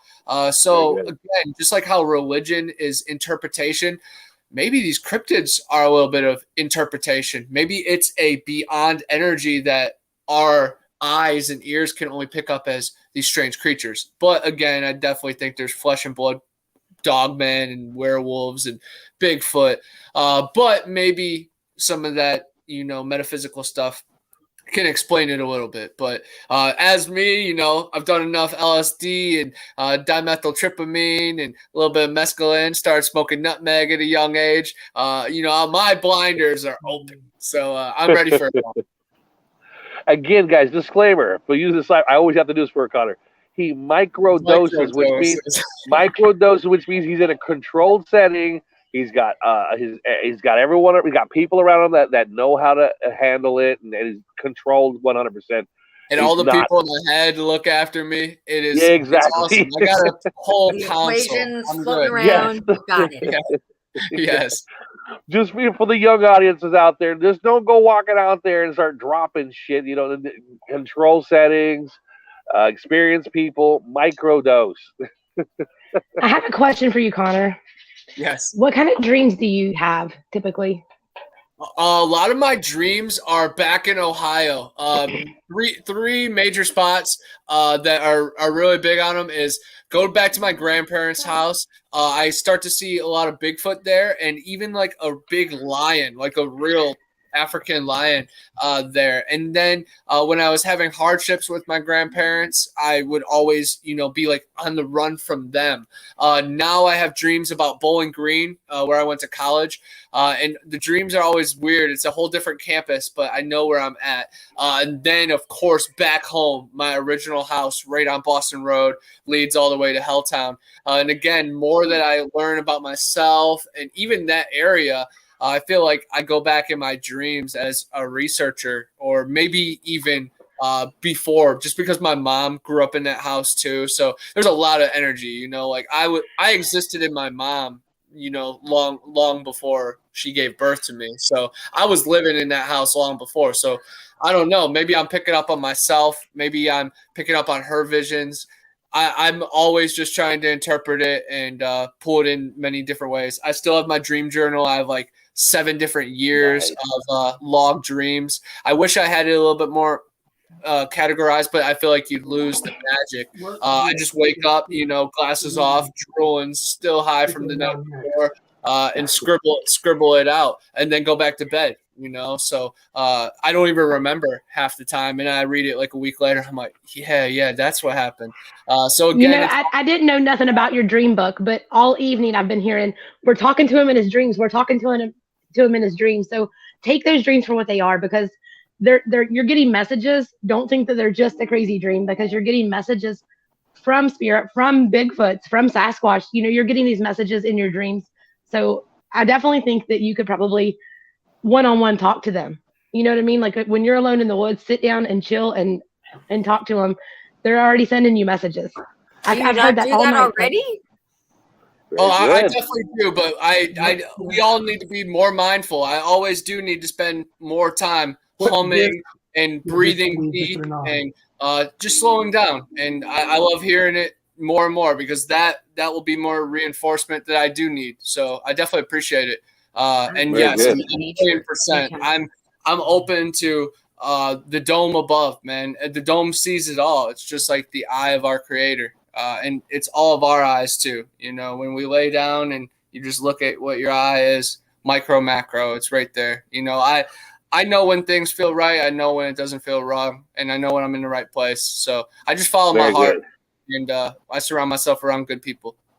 And, well, I like what you said about your ego. You watch. One of the main things you watch out for is the ego. You keep it in check. And that is the one that will kill anybody. Yeah. It creeps up as much as it can, you know, and you have to squash it. And it comes in so many different forms. And sometimes it gets the best of you and you feel like an idiot. And you go to bed, you know, feeling it. So all you can try to do is bounce back. Small L's to get the bigger picture. So I'm all about it. You know, I've lost so many times that my wins feel good. And I'm proud of them 100%. Very good. I mean, on this journey in life, we always think that a lot of people think that it's always just like sunshine and roses, but it's not. We have to have those losses and those negative experiences. We have to have those to get us to where we need to go. And that's just a part of your journey. But I mean, just by talking to you, and especially like, I'd say the last few months, like your vibration, I can feel it sometimes. And it's like, it's just so high. I definitely think you're on the right road. Cassie said my hikes and videos are like ASMR or some kind of acronym. Yeah. It's something that calms people. And again, I want to be something that calms people. I want to be something that electrifies people. I want to, you know, challenge people. I want to inspire people. I want to make you love me. I want to make you hate me in some ways, you know, not in a hateful way, but like that love hatred, that, you know, brother sister combo rivalry, you know. I just want to push everybody to be better, and older people that can't get out, I want them to live vicariously through my wild adventures, because I love putting miles on these boots. Very good. Keep doing it. You're doing the right thing. That's just what they'll do. One of these days, these Bigfoot boots gonna walk on. Get walking. Yes. Bigfoot boots. Very good. So, do you girls have anything coming up big? Anything huge? Any secret investigation that we don't know about? Or anything? Amber did a big show yesterday, and here, let me show. Now, this is what's interesting. Yeah, she did a show yesterday, and it was supposed to only be 1 hour.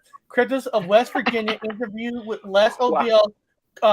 1 hour went to 3 hours.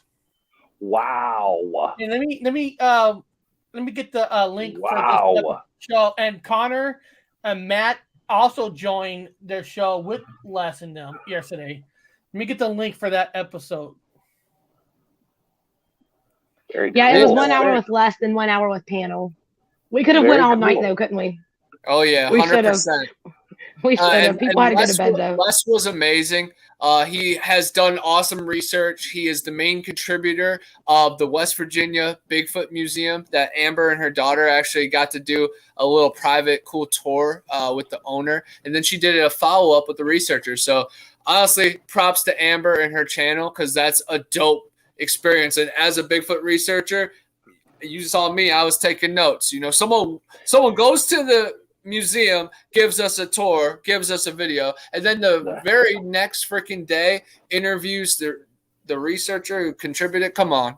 I hope everybody just is appreciative and also wants to provide that as much to everybody else. How about everybody puts forth that effort, and then that will take us so much further. And then we all have our lightning rods, like we were talking about. And then it's just a higher standard always. That's what I just want to set, a higher standard always. If you're talking Bigfoot with me, we're talking paranormal. We're talking UFOs. We're talking psychedelics. We're talking hidden pyramids all around the world, ley lines. Like, it all connects. And if it doesn't, then you got your eyes closed. Actually, I definitely wanted to see if he knew that story that she shared with me. But like, I don't know what is like able to be shared publicly or not. You know what I'm saying? Like I don't know the rules for that, but there's a story that she shared with me, and it's absolutely amazing. I'm big on And it's just like, sharing it. I always waiting, tell Adrian. Matt from Squatch in South Florida, because he always loves like dancing around the information. I'm like, bro, we got the people now. You have to treat every podcast, every moment like this is the last time we all gonna talk. This is the last time Yeah. Seven Pearls gonna be here with me. So I want to tell her I love her, and I want to show so much support to the Louisiana area. You know, you have to.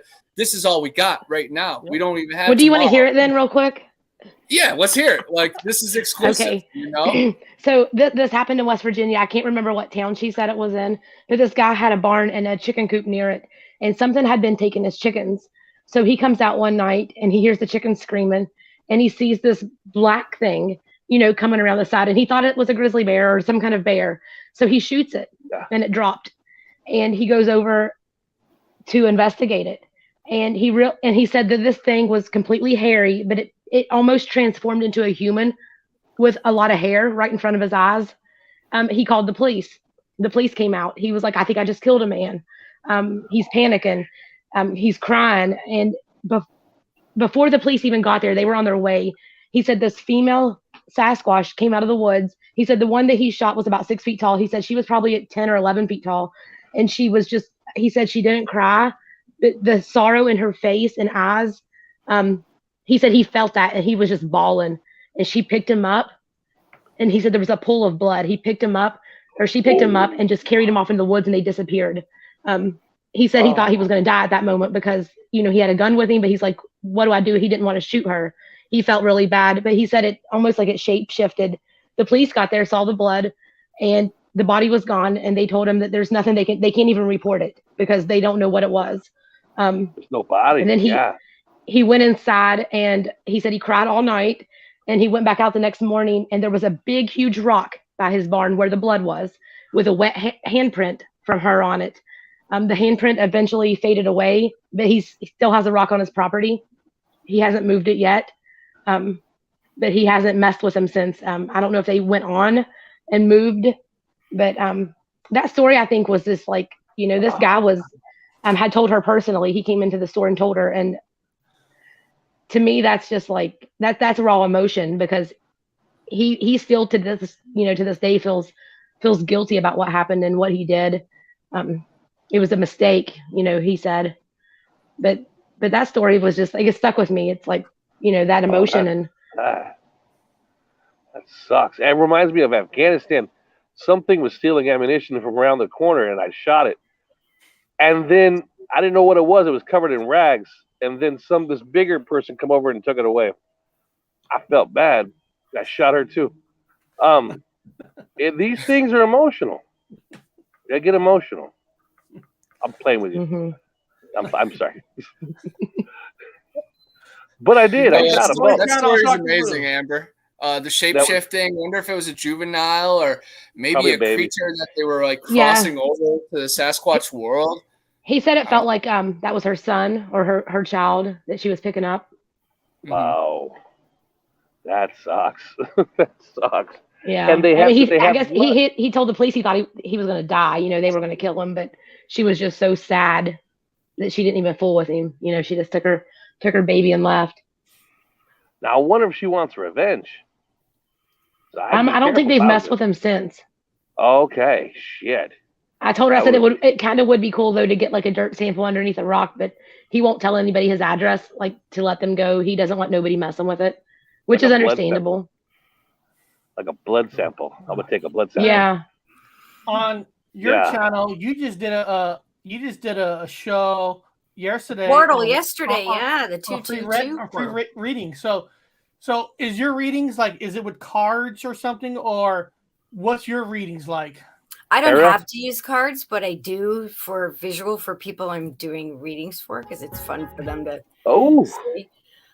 Plus, I'm just a big goofball, and I have my friend Sarah on with me. It was the February 22nd, 2022 portal, and there's Sarah using her cards. I go by third eye energy. My guides tell me, you know, lots of stuff. And I mean, I could just sit there and do, talking instead of showing visuals, but using the tools, the divination tools is fun, for people. It's entertaining, because if I'm just going to sit there and talk for 20 minutes straight, it gets boring. And I'm entertained. I'm an entertainer. It's in my blood. I have to be goofy. And I love using I made those cards, but I love using all kinds of divination tools. Plus, I want to show people how easy it is for them to do their own readings and connect with their own guides. And, they don't have to have someone do readings for them. If they want to connect with loved ones, they can do it themselves. Nice. Any aliens? Goofy I and love, fun. Any alien the guides? glasses. What's that? Yeah. That's Woman, my alter ego. She's the intergalactic alien that lives in a spaceship. Yeah, I was gonna say. House. You're channeling an alien. She's channeling me. I'm her Okay. alter ego. Right. I love it. Is it from Zeta Reticula? Are we talking like No, the she's from Palladium? Planeto. She's old school. Primeto. She's from Planeto. Yeah, she has an origin video there. I don't know why it's really loud though. Roman Biscotti origin video. It's the Very volume cool. is like really loud, so be warned when you click on it. Those are cute. That's awesome. It may or may not be similar to Kal-El from Superman. Just saying. Kal-El. Oh, that How do you say Kal-El? Kal-El. Kal-El. L. Kal-El. LL. Superman, his origin Yes. story, he had to leave the planet and then he was sent to Earth where farmers found him. Oh, May or may and not his be dad, similar. and then his mom. Then he was Roman? raised as an. She was found in a romaine lettuce patch, but it was an illiterate farmer who wrote Roman lettuce instead of romaine. So when he found this alien baby in his Roman lettuce patch, he named her Roman, and him and his wife's last name was Biscotti. So the alien baby became Roman Biscotti. Hell of a name. And it's all in the 2-minute video. That's Click pretty on cool. Wow, that's a hell of a name. I knew a guy named Ebenezer Gorganza Latletz Jr. III. That's a hell of a name. Yeah. God bless you. Imagine filling out. Tight. Yeah, filling out them paperwork. That's kind of hard. Right. Amber, do you do readings on? I can't remember. Do you do some readings on your show, too, on your channel too, right? Yeah, I try to do it like once a month, but I'm really bad about scheduling things and sticking to a schedule. I just kind of go with the flow. So I do it on That's the best TikTok way to be. sometimes, but my Wi-Fi's been crap lately, so I haven't done that for a while. That's the best way to confuse the Matrix. Don't plan anything. Don't Right. plan. I always tell Be people my advice is spontaneous. to plan anything. I'm serious. I'm not joking. I always say that. No, me too. I mean, I'm one Sometimes of I those just people go who- live and just answer people's questions Yeah. about ghosts and stuff, just Yeah. kind of. Yeah. And I always Don't delete my plan. lives shortly after. And Oh, you do? I used to I do that. do. I used to make them private, but then I realized you get watch hours, and I need watch hours right now, so I had to make them all public again.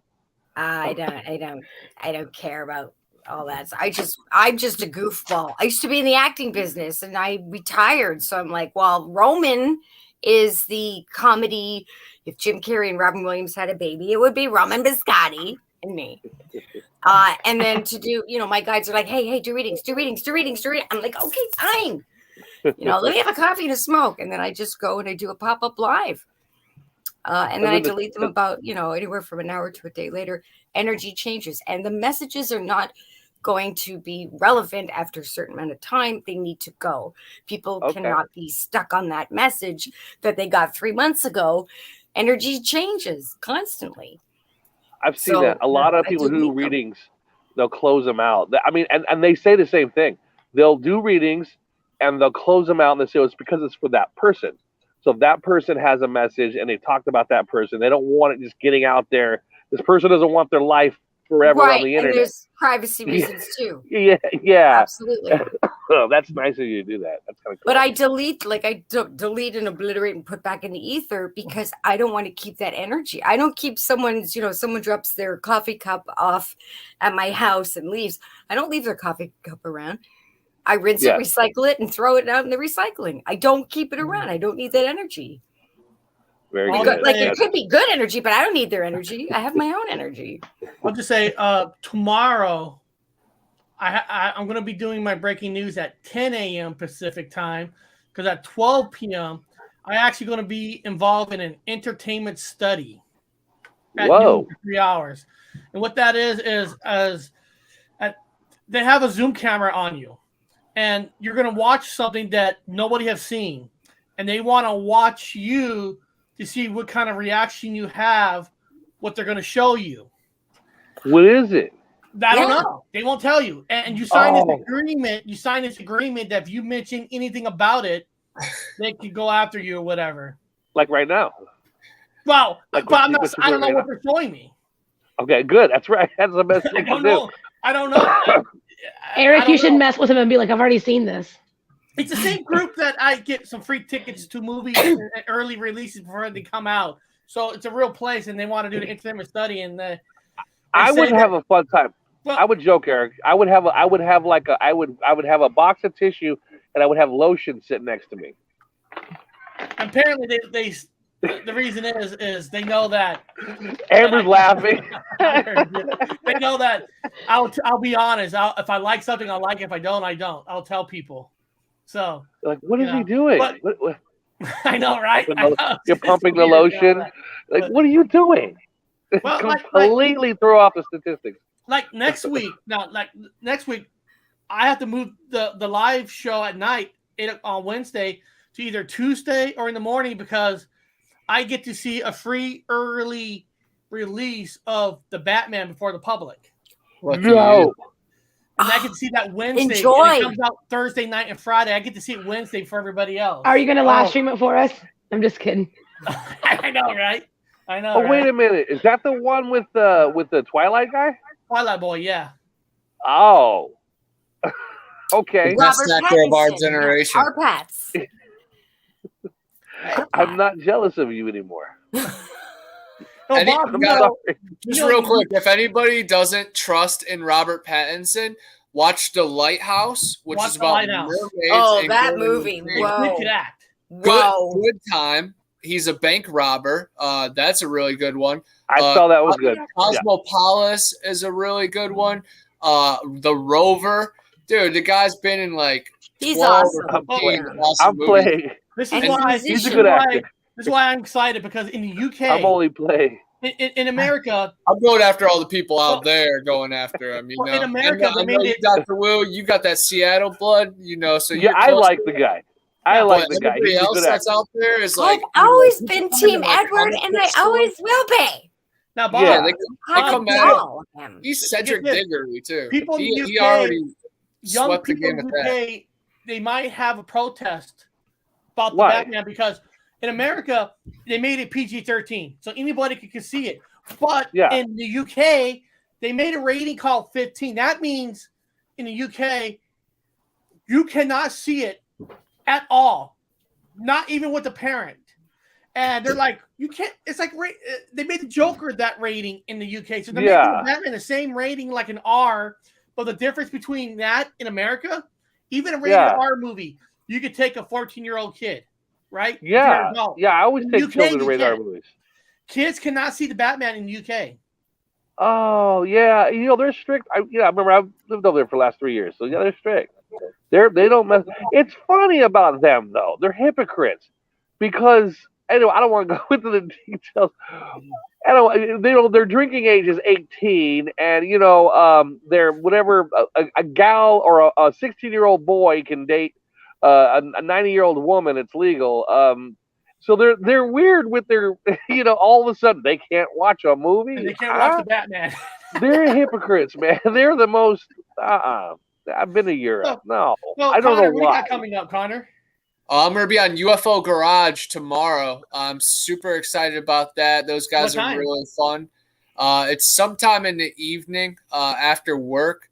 Sadly, I think I won't be able to squeeze in to your breaking news, but I'll able to watch it from the chat.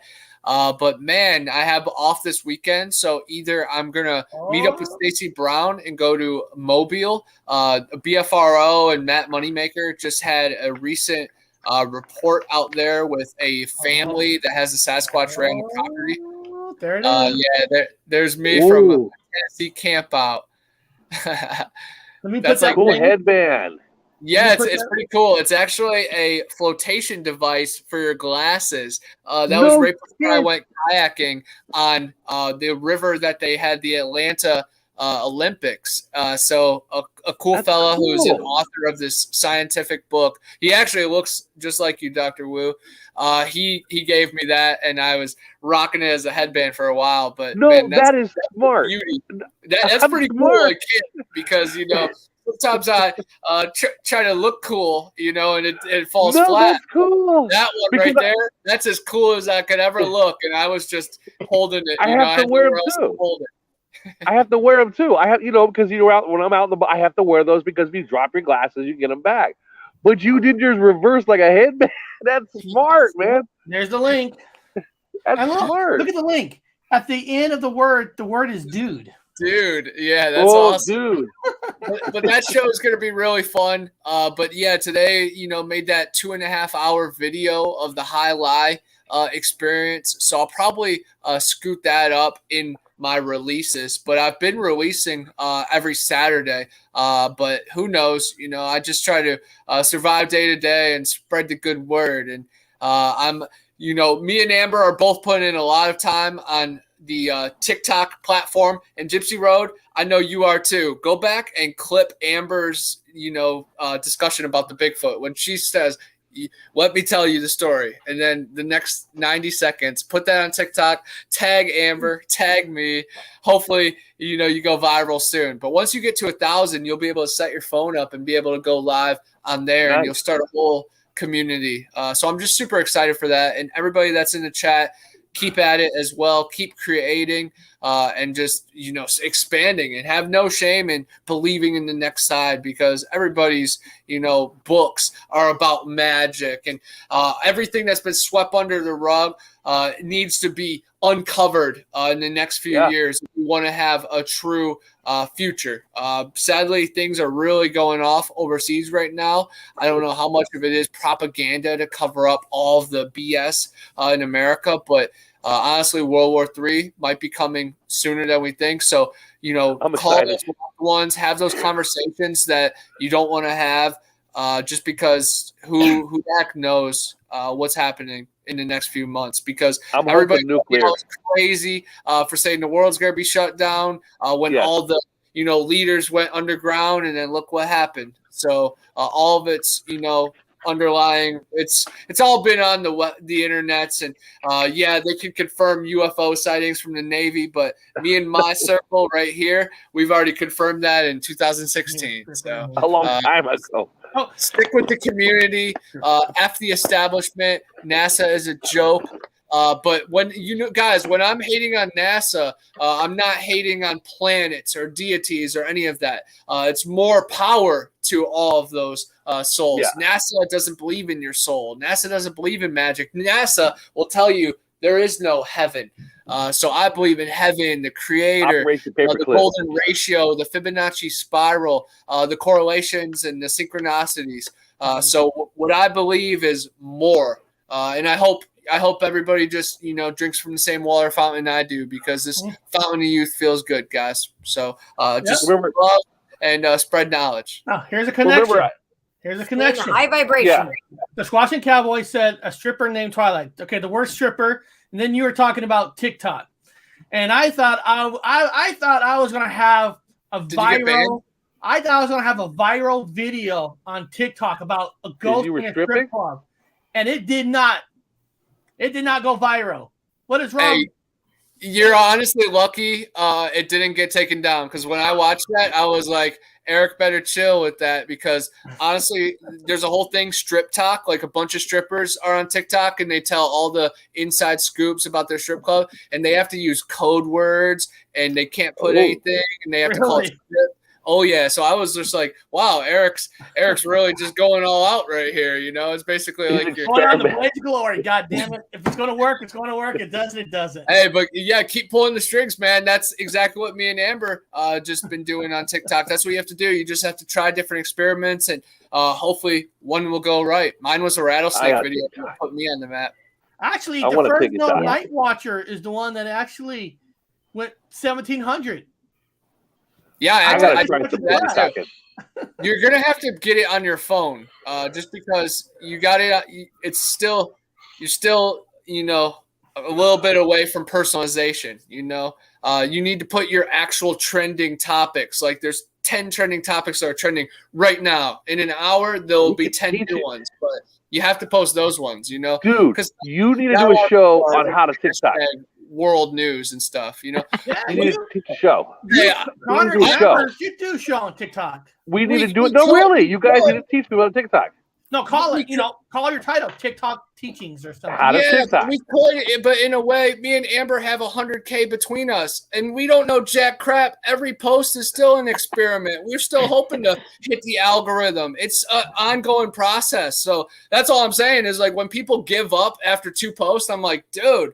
You have to keep that fight for 3 months before you can start weighing. You know, people are like, oh, why aren't I getting views? Bro, scroll down to the beginning of my profile. Well, you know, once you go viral, then all your posts go lit. But back in the day, I used to be happy for 100, you know? Now I you know. Cowboy's got 7 views on TikTok. Heck yeah, you know. He's got to start using some trending topics, you know. You know, but and everybody's got to follow the limit, you know, follow 10,000 people and hope 30% follow you back. Then you got 3,000 people you can build with and then go from there. But if you want to look cool with your ratio and, you know, follow 9 people and then you got 180 followers, like, bro, Connor, cool, you are right because, you know, just me listening to you told me some of the hashtags to use. And since I've been using it, you know, they're in the 400s now. Yeah, it's all just momentum and positivity and definitely right timing too. You're in the West Coast, so it's a little weird. About 500.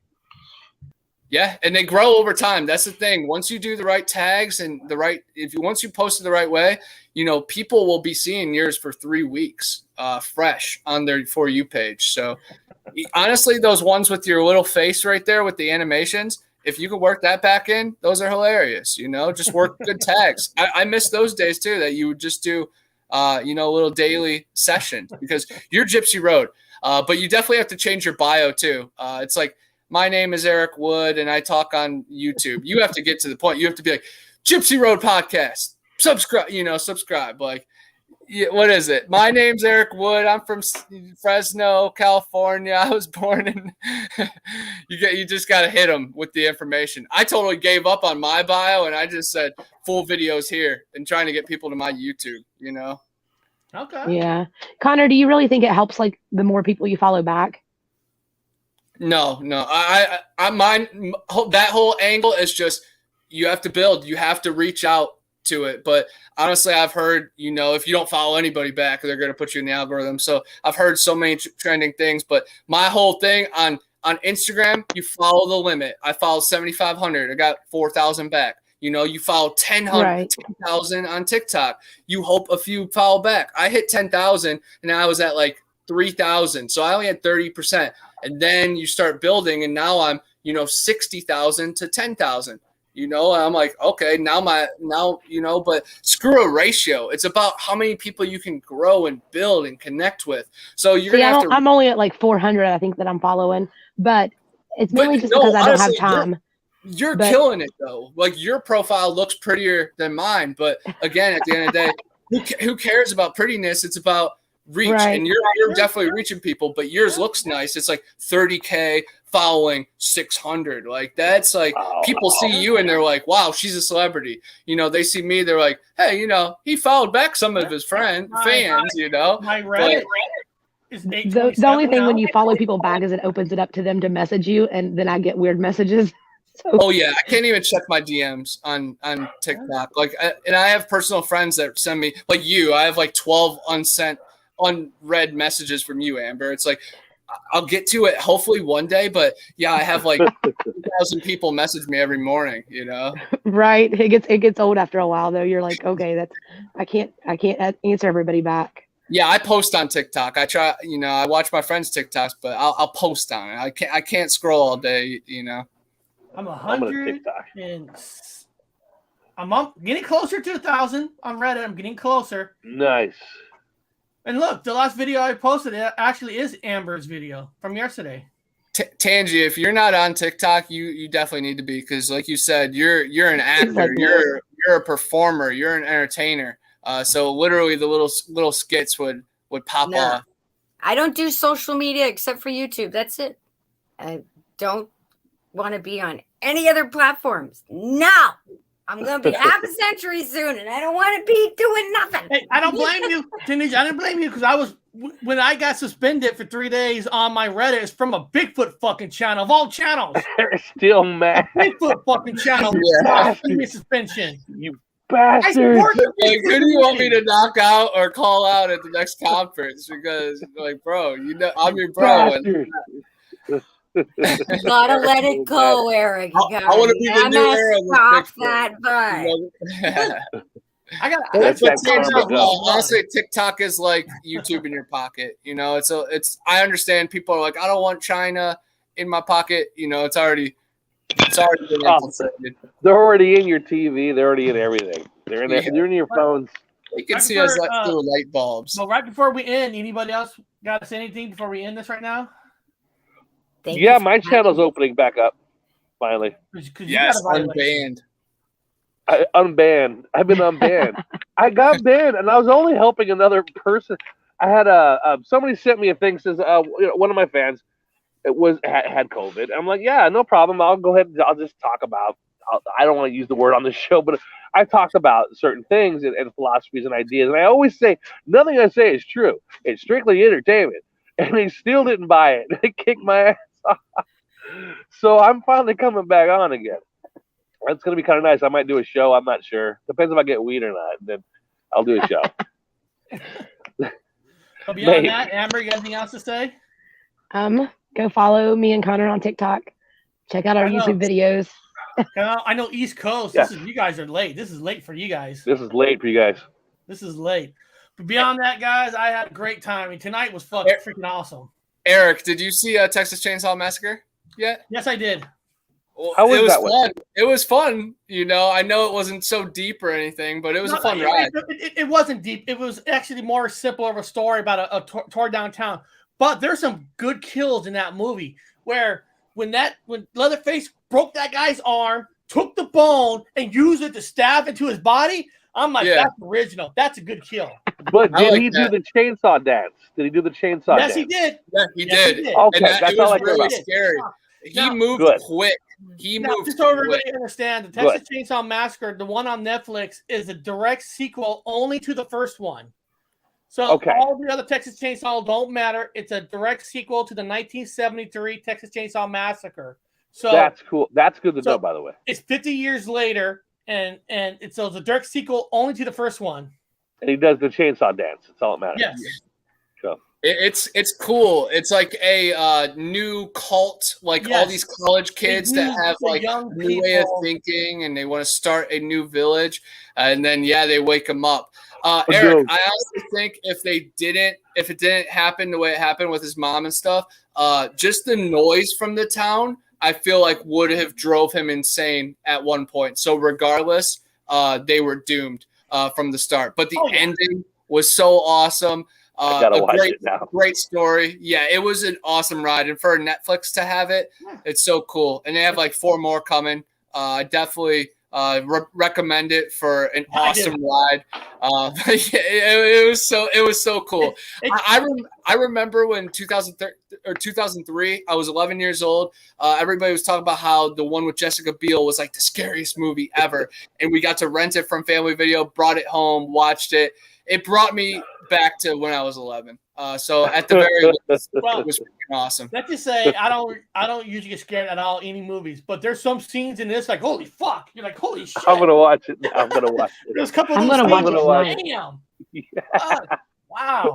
It was tense. I felt for a lot of the chicks.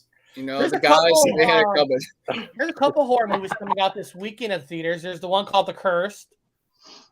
And then there's the joke comedy kind of one where Foo Fighters called Studio 666, where Foo Fighters making an album in a haunted house. So there's, that'd be weird. Yeah, so there's a couple, and of course I did that short little thing on the Mandela effect that they used in that Studio 666 movie. Okay, cool. But when he was doing this song from 20 years later, he forgot all about it, that he did a song. That sounds fucking cool. So it does look interesting. I mean, it's, All right, thanks for the entertainment tips, guys. See, this show has everything, even the extras and toys. We're all toy collectors here. It's You don't look Edward weird about Cullen from Twilight. Yeah, there you go. And that's fraud. I saw Uncharted. I'm into the werewolf. I have this one, Tan. Uncharted was okay. I'm into the werewolf. That's my hobby. I'm seriously thank you guys for coming on, because I think there was some awesome paranormal talk. I mean, just the ghost talk, the spirits. Yes, it was very, very entertaining for myself. You guys are great sports. While we're on our Twilight topic, guys, check this out. I think this is really cool. This is a signed picture, and it's signed Carlisle. So it's actually signed by like his vampire one. But then right here, this is signed by Kellen Lutz, which is the actor's name. So it's kind of cool that both those are a little different. And then this one, I'm not sure if it's the actor or if he signed it Jasper. So it looks like he signed it Jasper. Yeah, I think Jasper. So we have two that are signed by their vampire names and then one by their actor name. So, That's I'm a Bigfoot hunter, but I have vampire freaking autographs, and that's pretty cool. And then I saw Danny was saying his pills make him happy, and it's just wild that this is in the back of this just because I had it framed. But this is a movie ticket to a movie called The Happy Pill that I went to this premiere from a small director in Tallahassee. It premiered the same night that Void Cat, my movie, premiered. So shameless plug. I love it. The Void Cat, the best werewolf movie ever. Other than Dog Soldiers, and then Zillafoot, the worst movie ever. No, honestly, it's so bad, it's good, but it's really funny. It is free on Amazon Prime, so watch that because my part is freaking awesome. It will make you laugh. But again, a magical time. We could go on for hours and hours, days for days. And Flat Rock Booger didn't throw my books, but I threw some vampire autographs. So you got some throwing action, and oh man. What a day! All I could say. And one more showing of the poster that we snagged out of Big Ben High Lie. I hope everybody researches High Lie. But this is made out of cardboard. This is mint condition, and there was thousands of them in there. Give me one, man. I want one. I will. I definitely will. What's cool is we had to sneak them out and we put them facing each other, so it was just all it looked like we were just facing cardboard. Because I didn't want to seem like we were stealing, because it's not really stealing. No, it's repurposing. Yeah. Yes. Yeah. It's educational. It's for freaking science. Yeah. Look at this. Science, we're teaching people. Scientists out with the school for science. It's science. Right. But much love, fam. 100%. All right. Yes. Beyond that, I want to thank everybody for coming tonight. Hopefully you all had fun. And let it go to 222-222 because that's crazy. It was like the first time in 274 years, and a lot of bad things happened there, though. So I honestly think it's the portal, to the end. So I'll see all you guys in the kingdom of heaven. I love all y'all. One day in heaven is 1,000 years on earth. So, I've been alive since 1992, did a lot. I'll see y'all in the kingdom's heaven. 73 miles up. Closer to heaven than to y'all. Peace. All right. We'll see everybody later. Have a good day. Bye.